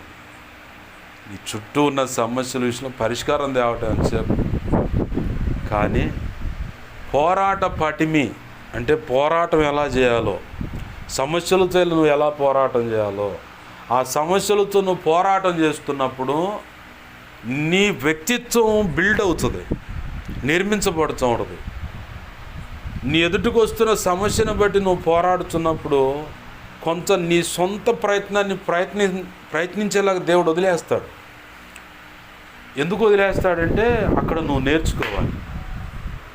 ఇప్పుడు పిల్లగాడు సైకిల్ తొక్కాలన్నా సైకిల్ నేర్పండి, కొత్త సైకిల్ తీసుకొచ్చి తొక్కురా అంటే తొక్కుచురా, వెనకాల పట్టుకొని కొంత దూరం నడిపిస్తాం, హ్యాండిల్ బ్యాలెన్స్ చేయటం వచ్చింది అనుకోగానే చిన్నగా వదిలేసి వెనకాల వస్తాడు. చివరిగా ఇక వాడు దొక్కుతున్నాడు అని అర్థం కాగానే కొద్దిగా అట్ట వదిలిచ్చి పో అంటాం, మళ్ళీ ఆ దగ్గర నుంచి రా అంటాం, తొక్కుంటూ రా. వాడికి సైకిల్ ఎలా బ్యాలెన్స్ చేయటం నేర్పుతూ తొక్కటం నేర్పుతూ బ్యాలెన్స్ చూపిస్తామో, సమస్యలను ఎదుర్కొనే విషయంలో కానీ, శోధన ఎదుర్కొనే విషయంలో కానీ, అన్ని విషయాల్లో ట్రైనింగ్ పీరియడ్ ఉంటుంది. ఆ ట్రైనింగ్ పీరియడ్ నీ మేలు కోసమే, కక్షతో కాదు. ఆ మాత్రం వ్యతిరేకత ఉంటేనే నువ్వు మెల్ట్ అవుతావు, దేవునికి నువ్వు బెండ్ అవుతావు.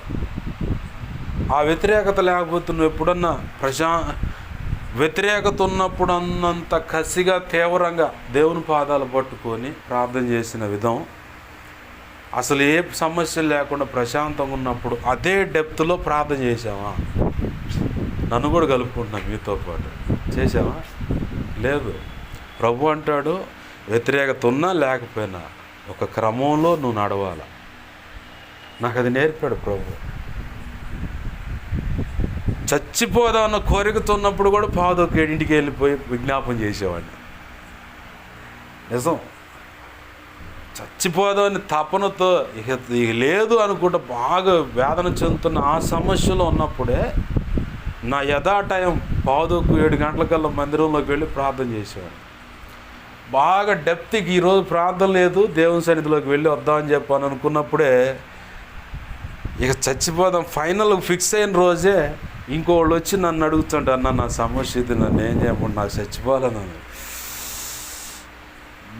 ఇప్పుడు నేనే ఆ సమస్యలో ఉంటే మళ్ళీ నువ్వు వచ్చి నేను చచ్చిపోవాలని అడుగుతున్నావా? ఏందయ్యా ఇట్టిరికిచ్చి. ఇప్పుడు ఈ ఇరకాటంలో నేను ఒకటి నేర్చుకోవాలి.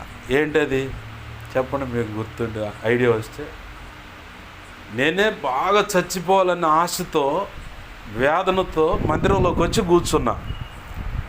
అదే టయానికి చనిపోవాలని ఉంది, అన్న సమస్యలు ఇలా ఉన్నాయి, అర్థం కావట్లేదు, నా కోసం ప్రార్థన చేయని చెప్పని ఒక అక్క వచ్చింది. ఈ సిచ్యువేషన్ నువ్వేం నేర్చుకోవాలి, ఆమెకేం చెప్పాలి చెప్పు. నేనైతే పట్ట పళ్ళు కొరుక్కొని ఒళ్ళంతా బిగ తీసుకొని భలే ఇరికిచ్చి నన్ను అని చెప్పి అనుకుని, ఇప్పుడేం చేయాలా? నేనే చచ్చిపోవాలనుకున్న పరిస్థితుల్లో ఉంటే నువ్వు వచ్చి నేను చచ్చిపోవాలని సమస్యలు నా కోసం ప్రార్థన నేనే చేసుకోవట్లేదంటే, అంటే ఇంతకాలం వీడు భక్తి చేసి కూడా వీడు తేడా, అసలు వీడు కరెక్ట్గా లేడు, విశ్వాసులు వేడుకున్నది లేదు, నిరీక్షణ లేదు, ఏమలేదు, ఓన్లీ అయిపోయి భక్తి చేసినట్టుండు అని అనుకుంటారు. నేను ఈ మాట జారితే నేనే చచ్చిపోవాలనుకుంటున్నాను, చావాలనుకునేవాడి దగ్గరకు వచ్చి నువ్వు నా కోసం ప్రార్థన చేయి, మా సమస్యలు ఎట్టున్నాయి అని చెబుతుంది, ఇంకెవరు దొరకలేదా అంటే ఇక నా భక్తి, నా విశ్వాసము, నిరీక్షణ ఇన్ని రోజులు లేదంటే ఇన్ని నెలలు, సంవత్సరం చేసిన వాళ్ళ కళ్ళెదుటి కనపడుతూ చేసిన ప్రార్థనా జీవితం ఒక్క దెబ్బతో రెక్కలు ఇచ్చిన పక్షి కనుక ఎగిరిపోయినట్టు ఎగిరిపోద్ది. అయితే ప్రభు ఏం చేశాడంటే అక్కడ ఏందయ్యాడంటే వాళ్ళ కోసం ప్రార్థన. ఇప్పుడు చచ్చిపోవాలన్న కోరికని విడిచిపెట్టి వాళ్ళ సమస్య అంతా ప్రశాంతంగా విని, ఆ డెప్త్లోనే ప్రశాంతంగా విని వాళ్ళ కోసం సలహాలు, దేవుడిచ్చిన ఆలోచన చొప్పున సలహాలు ఇచ్చి ప్రార్థన చేసి పంపించిన తర్వాత నా మీదకి వచ్చిన ఆ డెప్త్, డిప్రెషన్ మొత్తం ఎగిరిపోయి నేను మళ్ళీ దేవుని సన్నిధిలో కూర్చొని మామూలుగా ప్రార్థన చేసుకొని నా టయానికి నేను ముగించుకొని వెళ్ళిపోయా. ఇక్కడ నేను నేర్చుకున్నది ఏంటంటే ఆయన కృప యొక్క విలువ. అక్కడ నన్ను దేవుడు వంచాల్సిన కోణంలో ఉంచుతున్నాడు. మన జీవితాల్లో కొన్ని పరిస్థితులు ఎంత మొత్తుకున్న పరిష్కారం రాకుండా ఉన్నప్పుడు మనం నేర్చుకోవాల్సిన విషయం ఏంటంటే దేవుని పాదాలు పట్టుకుని వదిలిపెట్టకుండా ప్రార్థన చేయటమే. నీకు సమాధానం వస్తుందా రాదందా కాదు. ఇక్కడ నీకు నేర్చుకోవాల్సింది ఏంటంటే ట్రైనింగ్ పీరియడ్ అన్నమాట. ఇదంతా భూమి మీద నువ్వు జీవించిన కాలం అంతా దేవుని సన్నిధిలో నేర్చుకునే అనుభవం. నేర్చుకునే అనుభవంలో నువ్వు నిలదొక్కొని ఒక దీపస్తంభంగా, దేవుని సన్నిధిలో ఒక స్తంభంగా నిలబడాలంటే నువ్వు ప్రార్థన అనే మెట్టు మీద ఉండాలి, విశ్వాసం అనే మెట్టు మీద ఉండాలి, పరిశుద్ధాత్మ చేత నింపబడి ఉండాలి. వాక్యం చెప్పేది అవి పక్కన పెడదాం. ఈ మూడు లేకపోతే మాత్రం పేచురులాగా ఇంకెందుకు అబ్బాయి అని చెప్పని వలేసుకొని పోతాం, చేపలు పడచండి.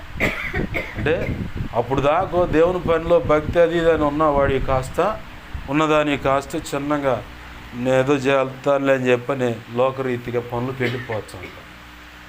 అప్పుడు ప్రభు మళ్ళీ ఎత్తుక్కుంటూ రావాల్సి వస్తుంది. అదే గనక ఈ శిష్యులు అడిగింది ఈ మూడే. మా విశ్వాసాన్ని పెంపొందించుము, మొదటిగా ప్రార్థన, రెండవదిగా మా విశ్వాసాన్ని పెంపొందించుము, మూడవదిగా పరిశుద్ధాత్మ చేత నింపు ప్రభువా. ఎక్కడది? ప్రభు ఉన్నంతకాలమేమో ప్రార్థన అన్నారు, విశ్వాసం అన్నారు.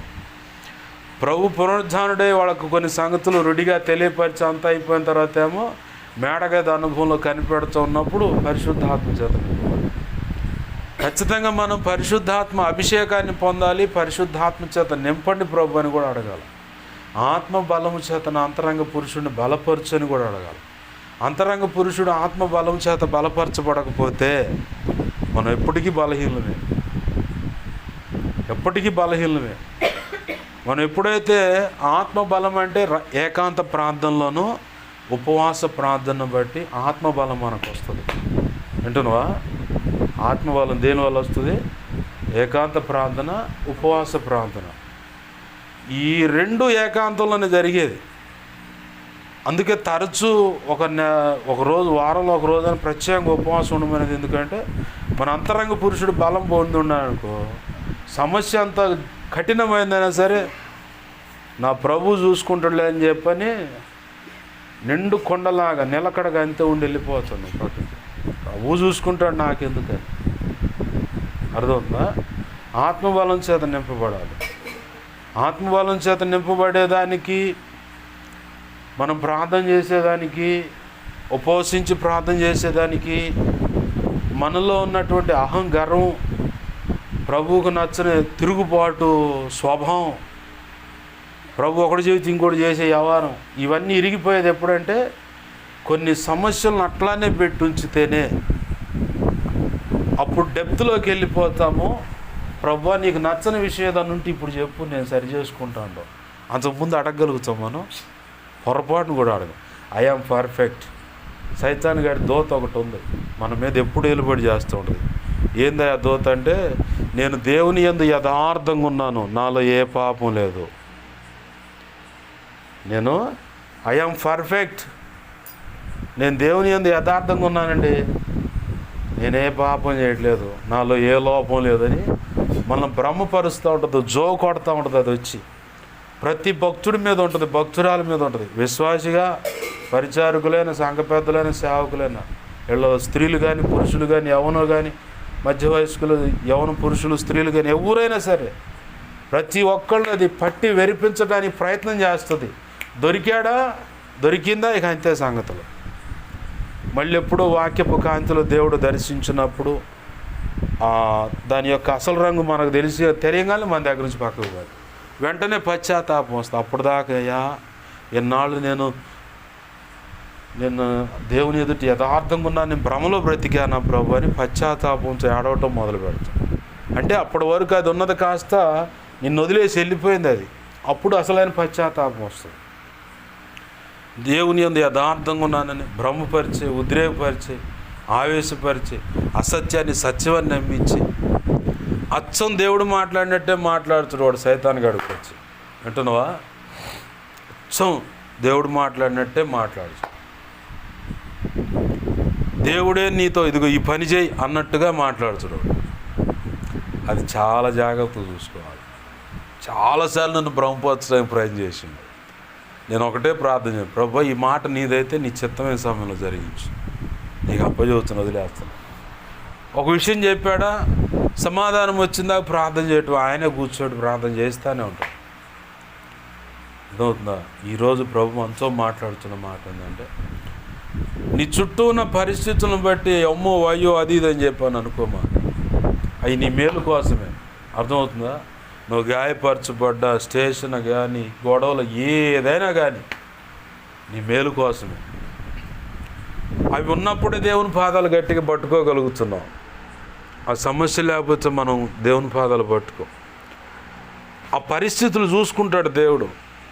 సరే ఈ వ్యక్తి కొంచెం ఫ్రీ చేద్దాం, సమస్య నుంచి అనుకోండి, ఫ్రీ చేసి కొద్ది కాలం వదిలిపెట్టాడు అనుకో, నువ్వు అప్పుడున్న డెప్త్లో ప్రార్థన కొంత తగ్గిన ప్రార్థన అదే తీరుగా చేస్తుంటే పర్లేదు అనుకుంటాడు.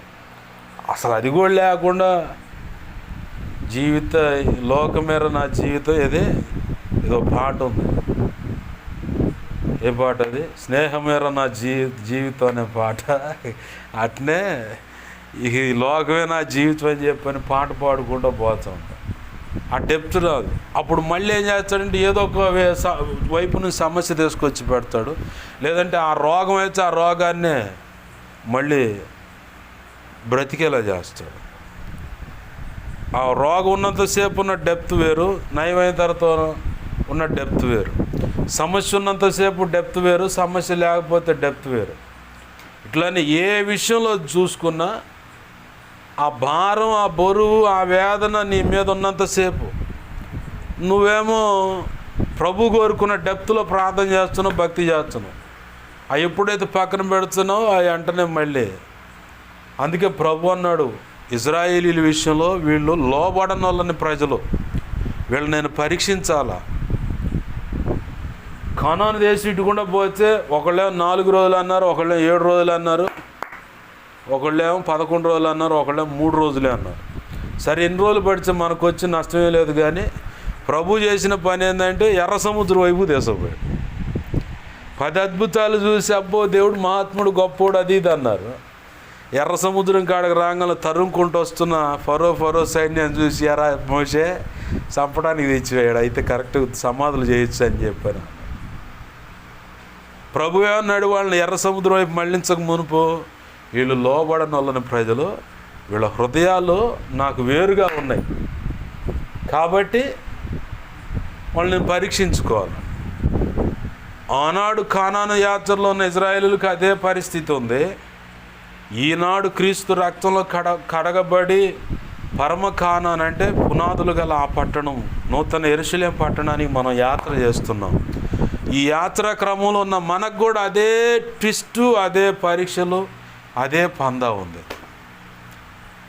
లేఖనాన్ని ఖచ్చితంగా మనం చదివితే అవేమో మనకు గతంగా ఉన్నాయి, క్రొత్త నిబంధన అనుభవాలు ఏమో ప్రస్తుతంగా ఉన్నాయి. వీటి రెండింటిని మిల్ట్ చేస్తేనేమో రానున్న దినాల్లో ఫ్యూచర్గా ఉన్నాయి. అంటే వీటిని బట్టి ఆ గతాన్ని ప్రస్తుతాన్ని జోడించుకొని నేర్చుకుంటేనే పాఠం అర్థమవుతుందా? గతాన్ని ప్రస్తుతాన్ని జోడించి నేర్చుకుంటేనే పాఠం ఫ్యూచర్ కనపడుతుంది. ఎక్కడ ఏది చేయకూడదు, ఎక్కడ ఎలా ఉండాలి, లేఖనాలు మనకు తెలుసు కానీ వాటిని పక్కన పెడతాం. ఆ టైంకి మనకు గుర్తు రాకుండా అపవాది కూడా ఏదో ఒకటి ఇది చేసి మనకు కనపడకుండా చేస్తాడు, మనకు అది వినపడకుండా చేస్తాడు. మనం ఇల్లు సర్దుతూ ఉంటాం, మన ముఖ్యమైన వస్తువు మన కళ్ళ ముందే ఉంటుంది. మనం ఏం చేస్తాం, బీరువా మొత్తం తిరగేస్తాం, అవునా కాదా? తర్వాత మళ్ళీ ఆడ సర్దిన తర్వాత ఆ వస్తువు నీ ముందే ఉంటుంది, కిందారలో ఉంటుంది, కనపడదు అన్నమాట. సైతాన్ గాడు కూడా ఏం చేస్తాడంటే మనకు అవసరమైన మాట, మనకు అవసరమైన వాక్యం, మనం ఉన్న పరిస్థితుల్లో మనకు అది దగ్గరకు రానివ్వకుండా, చూడకుండా, వినకుండా చేసి ఇంకాస్త నువ్వు నలిగిపోయేలాగా, నీ ఆత్మను దుఃఖపడేసుకునేలా చేసేలాగా వాడు ఆ సంగతి తెలియకుండా చేస్తూ ఉంటాడు. కాబట్టి మనం నలిగిపోతూ ఉంటాం. ప్రభు అయితే ఈరోజు అంటూ ఉన్నాడు, ఆ 10వ వచనంలో ఉంటుంది మాట, చదవండి. ఆ మాట చదివి మాటలు ముగిస్తాను. నా కృప నీకు చాలు అంటూ ఆయన అంటున్నాడు, బలహీనత యందు నా శక్తి పరిపూర్ణమగుచున్నదని ఆయన నాతో చెప్పాను. కాగా క్రీస్తు శక్తి నా మీద నిలిచియుండు నిమిత్తం విశేషముగా నా బలహీనత లేదే బహు సంతోషంగా అతిశయపడుతున్నాను. ఎందుకు అతిశయపడుతున్నాడంటే నేను ఎప్పుడు బలహీనుడో అప్పుడే బలవంతుడు. క్రీస్తు నిమిత్తం నాకు కలిగిన బలహీనతలలోను, నిందలలోను, ఇబ్బందులలోను, హింసలలోను, ఉపద్రవములలోను నేను సంతోషిస్తున్నాను. కారణం ఏంటంటే ప్రభు అంటున్నాడు, నా శక్తి పరిపూర్ణమవుతున్నది అంటున్నాడు. అంటే మనం ఎప్పుడైతే మన వల్ల కాదు ఈ పరిస్థితి అనుకున్నప్పుడు ప్రభువా అని చెప్పని యేసయ్యకి వెళ్ళి తిరిగి వెంటనే నువ్వు శక్తిమంతుడు అయిపోతావు. ఆ పరిస్థితులు ఎదుర్కోగలిగే సామర్థ్యం నీలోకి వచ్చేస్తుంది. అది ఎంత కఠినమైన పరిస్థితి అయినా కావచ్చు, ఉపద్రవం కావచ్చు, హింస కావచ్చు, నిందలు, అవమానాలు కావచ్చు, ఏదైనా ప్రాణాంతకమైన పరిస్థితి, హానే కావచ్చు, ఆ టయానికి టక్మని నీకు ప్రభువానంగానే నా కృప నీకు చాలుని అంటాడు. వెంటనే ఆయన శక్తిని మీదకి వచ్చి నిన్ను అలా కప్పేస్తుంది. ఆ బలహీనతలను జయించడానికి, ఆ బలహీనతలున్న ప్రభు కోసం సమర్థుడివై నిలబడి, సమర్థురాలువై నిలబడి ప్రభు పని చేసి ఆయన నామాన్ని ఘనపరచడానికి కూడా కృపణిస్తాడు. ఇంతసేపు మీ మధ్యలో ఉన్నానా, వాస్తవానికి నేను ప్రశాంతంగా ఇంటికి పోయి స్నానం చేసి పడుకుందాం అనుకున్నాను. మళ్ళీ పక్క దేవుని చెప్పిన పని చేయకపోతే ఆయన దంచడానికి భయం ఒకటి ఉంది. అడి చేసి ఇటు చేసి పల్నాడు బస్ స్టాండ్కి రాగానే ఈ పెద్ద మనిషి ఫోన్ చేసిండు, అన్న వెళ్తున్నారన్న. వెళ్తున్నా అన్న. సరే నువ్వు అడిగిరా, హోటల్కి అడిగిరా, నువ్వు వెళ్దామని చెప్పాను. ఇంక వచ్చేటప్పుడు ఏంది ప్రభు అంటే, నా నడువు నొప్పికి బైబిల్లో ఒక మాట ఉంది, అది ఇప్పుడు మనం చదువుకున్న మూలవాక్యం. ఆ నడువు నొప్పిని బట్టి ఆయన ఏం చేసాడు, ముమ్మారు మొరపెట్టి ప్రభు ఏమంటే నా కృప నీకు చాలండు. ఆయన కృప ఉంది కాబట్టి ఈరోజు మీ మధ్యలో ఉండి దేవుని మాటలు అందించగలిగేంతసేపు. ఇట్లా ఎన్నో సందర్భాలు. నేనైతే అంతకుముందు యాక్సిడెంట్ అయినప్పుడు అసలు చెప్పాలంటే లుంగి మీదే ఉండి వాక్యం అందించాను నేను. ఈ చేతికి కట్టు ఇవన్నీ ఉన్నాయి, ప్యాచ్లు, ఇదంతా ఆ నొప్పులతోనే అట్లనే కూర్చొని ఒక్కొక్కప్పుడైతే అంతకుముందు ఒళ్ళు తగ్గినప్పుడు నడువు నొప్పి అంతకుముందు ఎక్కువనాడు కుర్చీలో కూర్చొని చెప్పాను. అసలు నేను ఉండలేని నిలబడి నా వల్ల కాదనుకున్నప్పుడు కూడా దేవుడు నిలబెట్టుకుని వాక్యం ఇచ్చాడు. ఆ కృప యొక్క రుచి ఏంటో నేను చూశాను. ఆ రుచి చూశాను కాబట్టి మీతో కూడా దేవుడు ఈరోజు ఆ సాక్ష్యాన్ని మీకు పంచడానికి కృపనిచ్చాడు. నా ప్రభు పేరటను బట్టి, నా ప్రభు పేర ఆయన నామాన్ని బట్టి చెబుతున్నా, నువ్వు ఏ పరిస్థితుల్లో అయినా ఉండవు, పరిస్థితి వైపు చూడమాక, నీ స్థితి వైపు చూడమాక, ఆయన వైపు చూడు. ఆయన నీకు గురిగా పెట్టిన పని వైపు చూడు. నా చుట్టూ ఎన్నో ఇరుకు ఇబ్బందులు నేను ఎదుర్కొన్న పరిస్థితులు, చనిపోవాలనుకున్న పరిస్థితుల్లో కూడా, చాలా కఠినమైన పరిస్థితుల్లో కూడా దేవుడు నాతో మాట్లాడుతున్నాడు, నా పని నువ్వు చేయాలా, నా పని నువ్వు చేయాలా. చాలాసార్లు అనుకున్నాడు, నేను చనిపోవాలనుకున్నాను ప్రభు అంటే, సరే చచ్చిపోదు, నా పని ఎవరు చేస్తారో చెప్పాను. చచ్చిపోదా అని ఏడుచానికి కూర్చుంటే బైబిల్లో పేపర్లన్నీ తడిసి ఓపెన్ చేసి పడుకునేవాడిని. అంతే ఏడుచా ఉండి నా బైబిల్ పేపర్లన్నీ తడిసిపోతాను. వాస్తవానికి ప్రతి రాత్రి పరుండని నా పరుపు చడిచి సాక్ష్యం ఇస్తున్నది లేఖనంలో. వాస్తవానికి బైబిల్ తడిసిందని పెట్టాలి. దాన్ని ప్రతి ఒక్కడు విమర్శిస్తూ ఉంటారని చెప్పని ప్రభు ఏం చేశాడంటే ఆ మాట జోడించాడు. ఏంది, సరే చచ్చిపోదు కానీ నేను ఓకే, నా పనివి చేస్తాను చెప్పనేవాడు. ఇంకా భయంకరంగా ఏడ్చేవాడిని. నేను చనిపోను ప్రభా, నీ కోసం నిలబడతా, నేను సేవ చేస్తానని చెప్పని మళ్ళీ నన్ను నేను ట్యూన్ చేసుకొని ప్రభు కృపను బట్టి ఆయన పాదాలు పట్టుకుని ప్రార్థన చేసుకుని నాకు చచ్చిపోవాలని ఆశ కలిగినప్పుడల్లా ప్యాషన్ ఆఫ్ క్రైస్ట్ సినిమాలో యేసు ప్రభు వారి పాత్ర చేస్తున్న ఆ వ్యక్తిని తీసుకుపోయి, అంటే మనకు అర్థం కావటానికి ఏసైని తీసుకుపోయి ఒక కర్రకు తీసుకుపోయి సంఖ్యల తట్ట కట్టేసి చర్ణకోలాలు, గాలాలు లాంటి చర్ణకోలాలు తీసుకొని కొడతా ఉంటే చర్మం చీలిపోతుంది. ఆ సందర్భాన్ని పెట్టుకొని ఇంకా చేడ్చేవాడిని. ఈ కొద్దిపాటి శ్రమలు, ఈ వేదనలకు, ఈ స్థితిని బట్టి నేను బ్రతకలేను, చచ్చిపోతానని చెప్పని నేను ఏడుస్తున్నానే. అంత ఘోరమైన శిక్ష అనుభవిస్తూ కూడా ఎందుకురా నన్ను ఈ రకం చిత్రహింసలు పెడుతున్నారని నోరు తెరిచి ఒక్క మాట కూడా అడగలేదా నువ్వు? నేను మాత్రం నిన్ను అనేక సార్లు ప్రశ్నిస్తున్నా, చచ్చిపోవాలని ఉంది ప్రభు, నాకు బ్రతకాలని లేదు, నాకు ఎందుకు ఇలా చేసి అలా చేసి అని అడుగుతున్నాను. కానీ నా కోసం మాత్రం నువ్వు ఆ కొయ్యకు కట్టబడి అంత చిత్రహింసలు చావగొడుతున్నారు నిన్ను, అయినా సరే మారు మాట్లాడకుండా మౌనంగా ఉన్నావు అని చెప్పని ఆ వీడియో చూస్తా, ఆ చిత్రహింసలు తలపోస్తా, నా మనసులో ఇవన్నీ అనుకుంటా ఇంకా బోర్ని ఏడుస్తూ ఉన్నాను. రక్షణ పొందిన తొలి సంవత్సరాల్లో నాకు అదే అనుభవ పాఠం. నన్ను నేను సరి చేసుకోవడానికి అదే నాకు అనుభవం. ఆ ప్యాషన్ ఆఫ్ క్రైస్ట్ సినిమాలో ఆ కర్ర కట్ట కట్టేస్తారని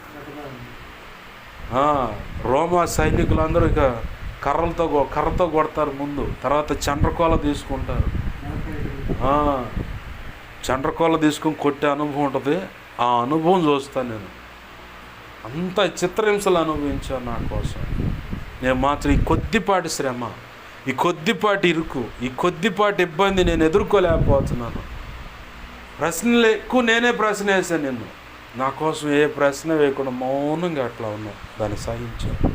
నన్ను క్షమించు ప్రభు, ఇంకెప్పుడు అడగను అనుకుంటా. మళ్ళీ డెప్త్ రాగానే మళ్ళీ పోయి అడుగుతా. మళ్ళీ ప్రభు అంటూ నా పని చేసేది ఎవరు అంటాడు. మళ్ళీ నేను కూర్చొని ఏడుస్తా, మళ్ళీ ఆ సినిమా పెట్టుకొని చూస్తా, ఓ పక్క ఏడుస్తా. ఈ బైబిల్ అంతా తడుస్తూ ఉంటుంది, పేపర్ తడుస్తూ ఉంటుంది. మళ్ళీ నేను సరి చేసుకోవటం, మళ్ళీ ప్రభు పాదాలు పెట్టడం. అట్లా ప్రభు ఇలా తయారు చేశాడు. ప్రభు కృపను బట్టి నీ హృదయం గాయమయ్యే కొద్దీ మెత్తగా అయిపోవాలి నీ హృదయం. అలాగే సమస్యలను బట్టి కఠినమైపోవాలి. రెండు కోణాలు ఉన్నాయి. నీ హృదయానికి గాయాలు ఎదురవుతున్న దాన్ని బట్టి నీ హృదయం మెత్తగవ్వాలి. సమస్యలను చూసి చలించని మనస్సుగా మారిపోవాలి. ఆ సమస్యలు ఇంత కఠినంగా ఉన్నాయి కదా అని చెప్పి నువ్వు చలించిపోయావా, ప్రభు పని చేయలేవు, ప్రభు కోసం బ్రతకలేవు. చెలించటం తప్ప ఏంటంటే తప్పేం కాదు, చెల్లించాలి. చెల్లించే విషయంలో అతిగా చెల్లిస్తూ ఉంటాం మనం, అది తప్పైంది. ఇక అంతా మనమే మీద వేసుకొని ఊరేగుతున్నట్టు మనం కదిలిపోతూ ఉంటాం, అది తప్పైంది. అప్పుడు ఆత్మ కూడా నలిగిపోద్ది, మనస్సు నలిగిపోద్ది. దేవుని పాదాలు పట్టుకుని ఏడుస్తావు. ఇంకా ఆయన కూడా కూర్చొని నీతో పాటు బాధపడుతూ ఉంటాడు. కాబట్టి అందుకే అంటుంది, నీకు ఎదురవుతున్న సమస్యలు, గాయాలను బట్టి నీ మనసు మెత్తగా అయిపోవాలి. ప్రభు కోరుకున్నట్టుగా మెత్తగా మారిపోవాలి. ఏంది? అలాగనే సమస్యలు కానీ పరిస్థితులు కఠినంగా ఎదురవుతున్నప్పుడు నేనేమీ చేయలేను.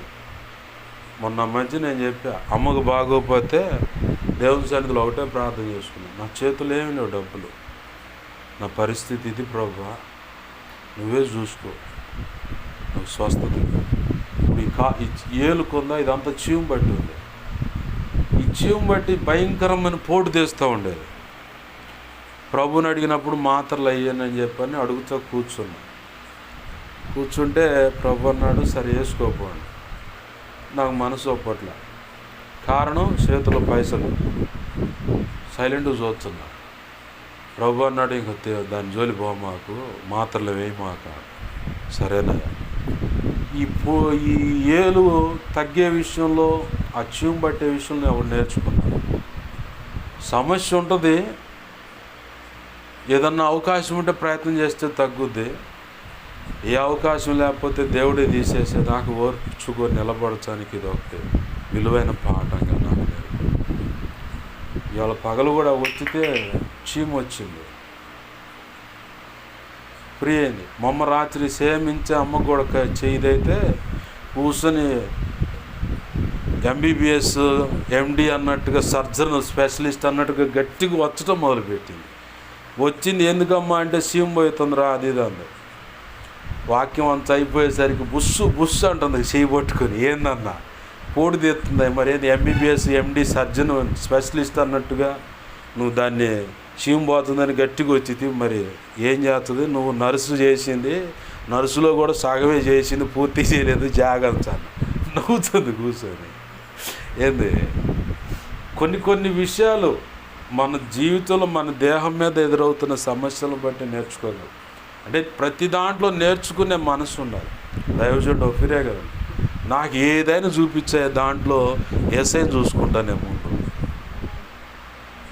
అక్కడి నుంచి నాకు విలువైన నేను వాక్యం అందించడానికి అవసరమైన విలువైన పాఠం, ఆ సందర్భం, వస్తువైనా, మొక్కైనా, ప్రకృతి అయినా, సమస్య అయినా, రోగమైనా, చావైనా, నష్టమైన, ఆర్థిక ఇబ్బంది అయినా, అప్పులైనా, ఇంకే కోణమైనా చూపి దాంట్లో నాకు ఒకటి యేసయ్యను చూసుకుంటా, రెండోది వాక్యాన్ని ఎలా చెప్పడానికి ఉపయోగపడే సందర్భం నేను తీసుకుంటా. అందుకే ఆయన అన్నారు, భూమి మీద నీకు దొరికిన ప్రతి పుస్తకం చదువు. ఆ 2 పుస్తకాలు బూతు కథలు ఉంటాయి, ఆ పుస్తకాలు తప్పనిచ్చి మిగతా పుస్తకాలన్నీ చదువు. ఏదో ఒక పుస్తకంలో ఏదో ఒక మాట దేవుని మాటలు అందించడానికి ఉపయోగపడుతుంది. అలా ఆయన ట్యూన్ అయ్యాడు కాబట్టి అన్నింటిలోంచి ప్రతి ఒక్కరు తీసి చెబుతాడు. ఇంత జ్ఞానం ఏడ దేనికని ఖాళీగా ఉండడు. అంటే మేము పనులు లేచి ఇలా చేయాలని కాదు, మనకి ఒకరోజు సమయం ఇస్తాడు, ఆ సమయంలో ఖచ్చితంగా ఉండాలి. ప్రభు పాదాలు పట్టుకుందాం. సమస్య వైపు చూసి సమస్యను కొండగా పెట్టుకోమాక. ఈ పరిస్థితి నుంచి నేను ఎందుకు ఒడ్డున పడతలేదన్న ప్రశ్న వేయమాక. ఈ స్థితిలో నీ కోసం ఎలా బ్రతకాలి, ఆ తమ్ముడితో చెప్పినట్టుగా దేవుడి నీతో కూడా చెప్తున్నమాట. ఈ స్థితిలో నిన్ను ఎలా సంతోషపెట్టగలను, ఈ స్థితిలో నీ ఎదుట నేను భక్తి సాధన ఎలా చేయగలను, ఈ స్థితిలో నేను చేయాల్సిన ప్రార్థనలు ఏంటి, నేను ఎలా ఇతరులకు ఉపయోగపడగలను నీ నామం పేరట అని ప్రభుని అడిగితే ఖచ్చితంగా మార్గం చూపిస్తాడు. అసలు నీకు సమస్యగానే కనపడదు. యేసన్న గారు పాడుకున్నట్టు, యేసయ్య నన్ను వెన్నంటగానే నా బ్రతుకుగా మారేనులే అన్నట్టు. ఇప్పుడు ఆయన నిన్ను వెన్ను తట్టాడు అనుకో, ఇంకొక చరణం ఉందిగా, నీవిచ్చు మహిమ ఎదుట ఈ శ్రమలు ఎన్నదగినవి కాదని. అట్లా వాళ్ళు మునిగి తేలారు కాబట్టి పరిస్థితులలో మనం ఆ దారిలో వెళ్తున్నాం. మనం కూడా ఆడదాకా వెళ్తాం, వెళ్ళకుండా బావు. ప్రభు పాదాలు పట్టుకుందాం, ప్రార్థన చేద్దాం. ప్రభువా నాకు సహాయం చేయి, నేను ఎదుర్కొంటున్న సమస్యను బట్టి నేను ప్రశ్నిస్తుంటే క్షమించయ్యా అంటూ ప్రార్థన చేసాం. రండి ప్రార్థన.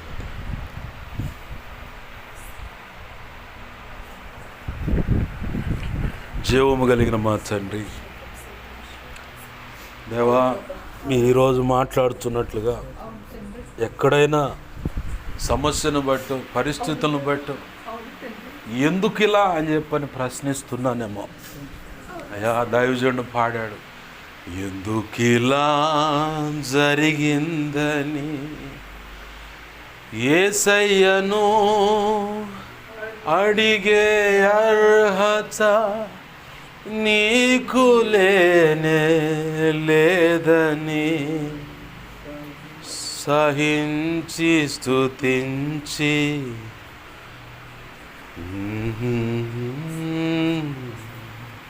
దేవుని పాదాలు పట్టుకున్నాం. ప్రభువుని అడుగుదాం. ఎందుకు ఇలా జరిగిందని మనం అడగటానికి అర్హులం కాదు. ప్రభువా కృప చూపించయ్యా, చుట్టూ ఉన్న పరిస్థితులను బట్టి ఒకవేళ అయ్యా ఎందుకు ఇలా జరిగిందని దేవా నిన్ను అడుగుతున్నానేమో. దేవా దేవా కనికరించు, దేవా దేవా కనికరించు, ప్రభా ప్రభా ప్రభా కనికరించు. యా యా యా సహాయం. నా ప్రాణమా నాలో నీవు ఎందుకిలా కృంగి ఉన్నావు. నా ప్రాణమా నాలో నీవు ఎందుకిలా కృంగి ఉన్నావు. దేవుని వలన ఎన్నో మేలులు అనుభవించితివే. స్వల్పకాల శ్రమలను నీవు అనుభవించలేవా.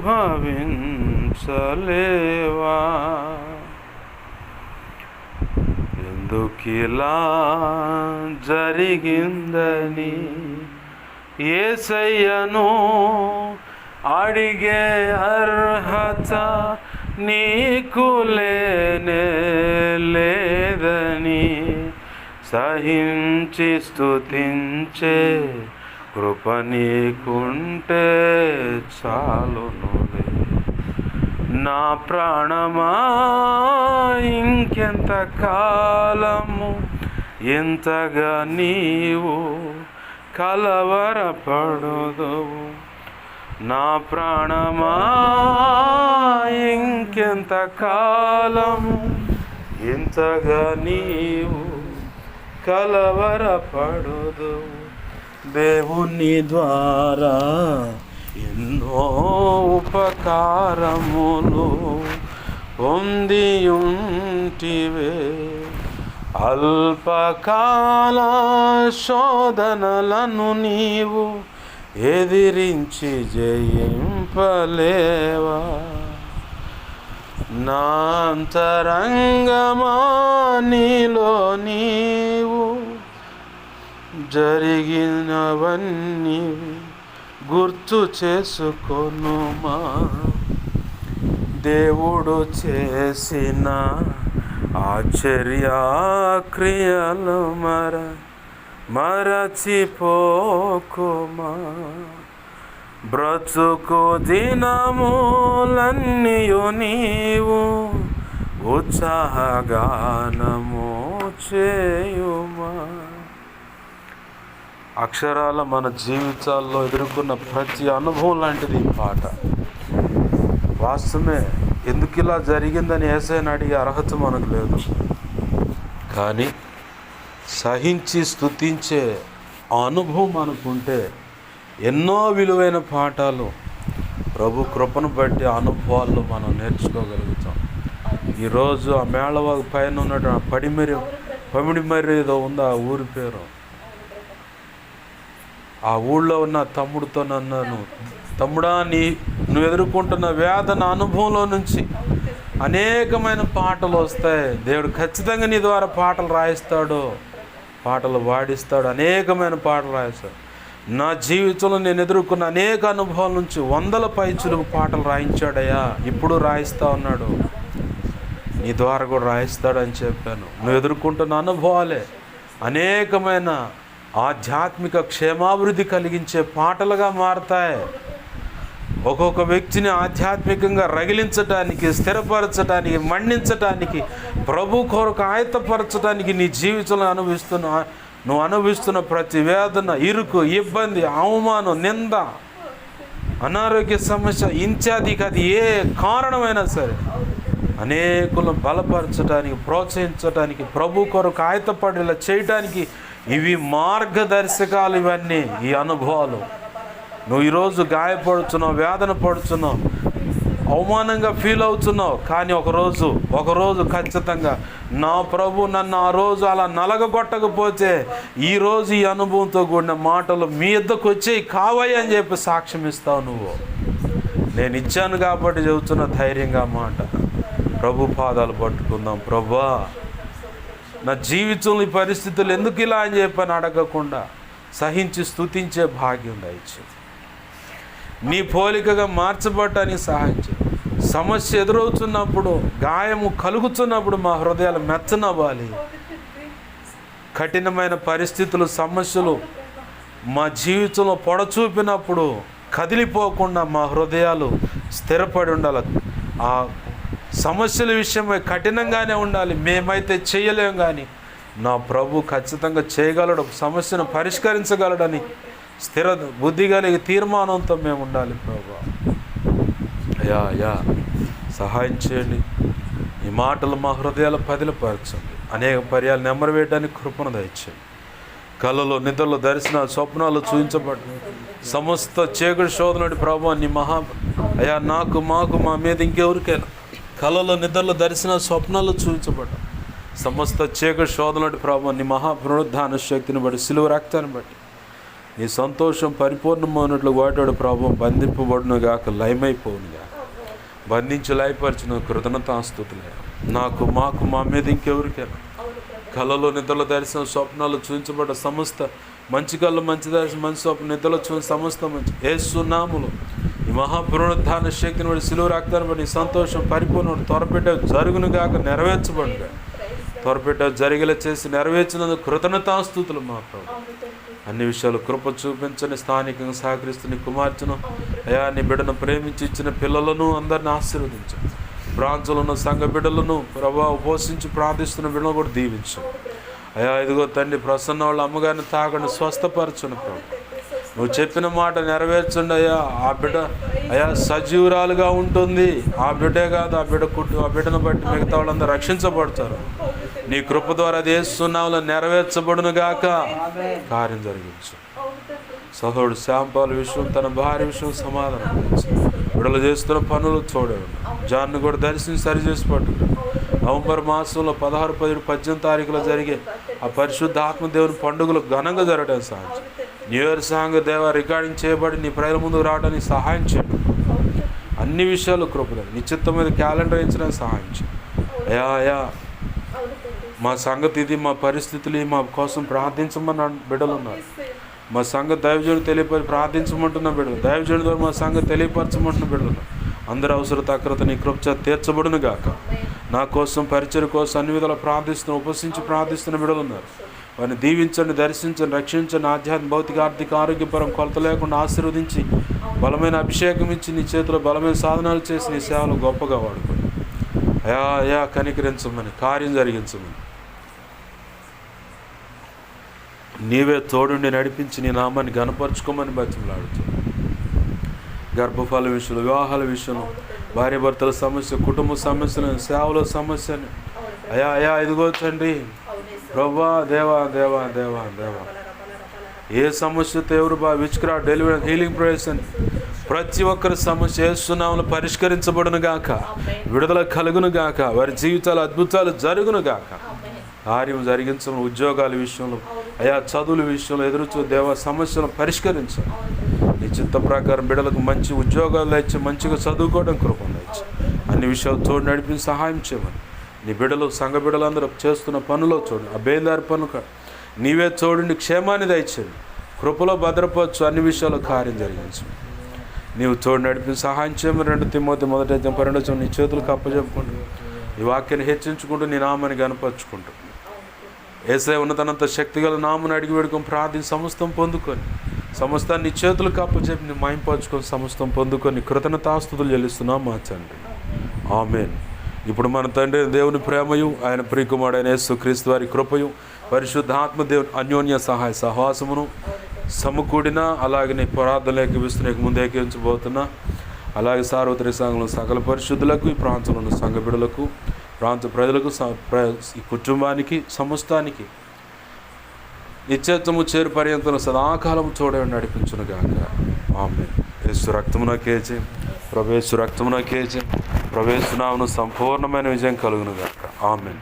అపవాది వాడి దోతలు, చీకటి, అంధకార శక్తులు, క్రియలు అవి ఎంత ప్రమాదకరం, మాంత్రిక ప్రయోగం వాటన్నిటికీ అనంత నాశనం, సర్వనాశనం, నిత్యనాశనం కలుగును గాక. ఆమేన్. యుద్ధం యెహోవాదే. యేసు రక్తమునకే జయము జయము జయము. ఆమేన్. హల్లెలూయా, హల్లెలూయా, హల్లెలూయా. అందరికి వందనాలు. ప్రభు యొక్క మహా ఉచిత కృప మనందరికీ తోడే నడిపించును గాక. ఆమేన్.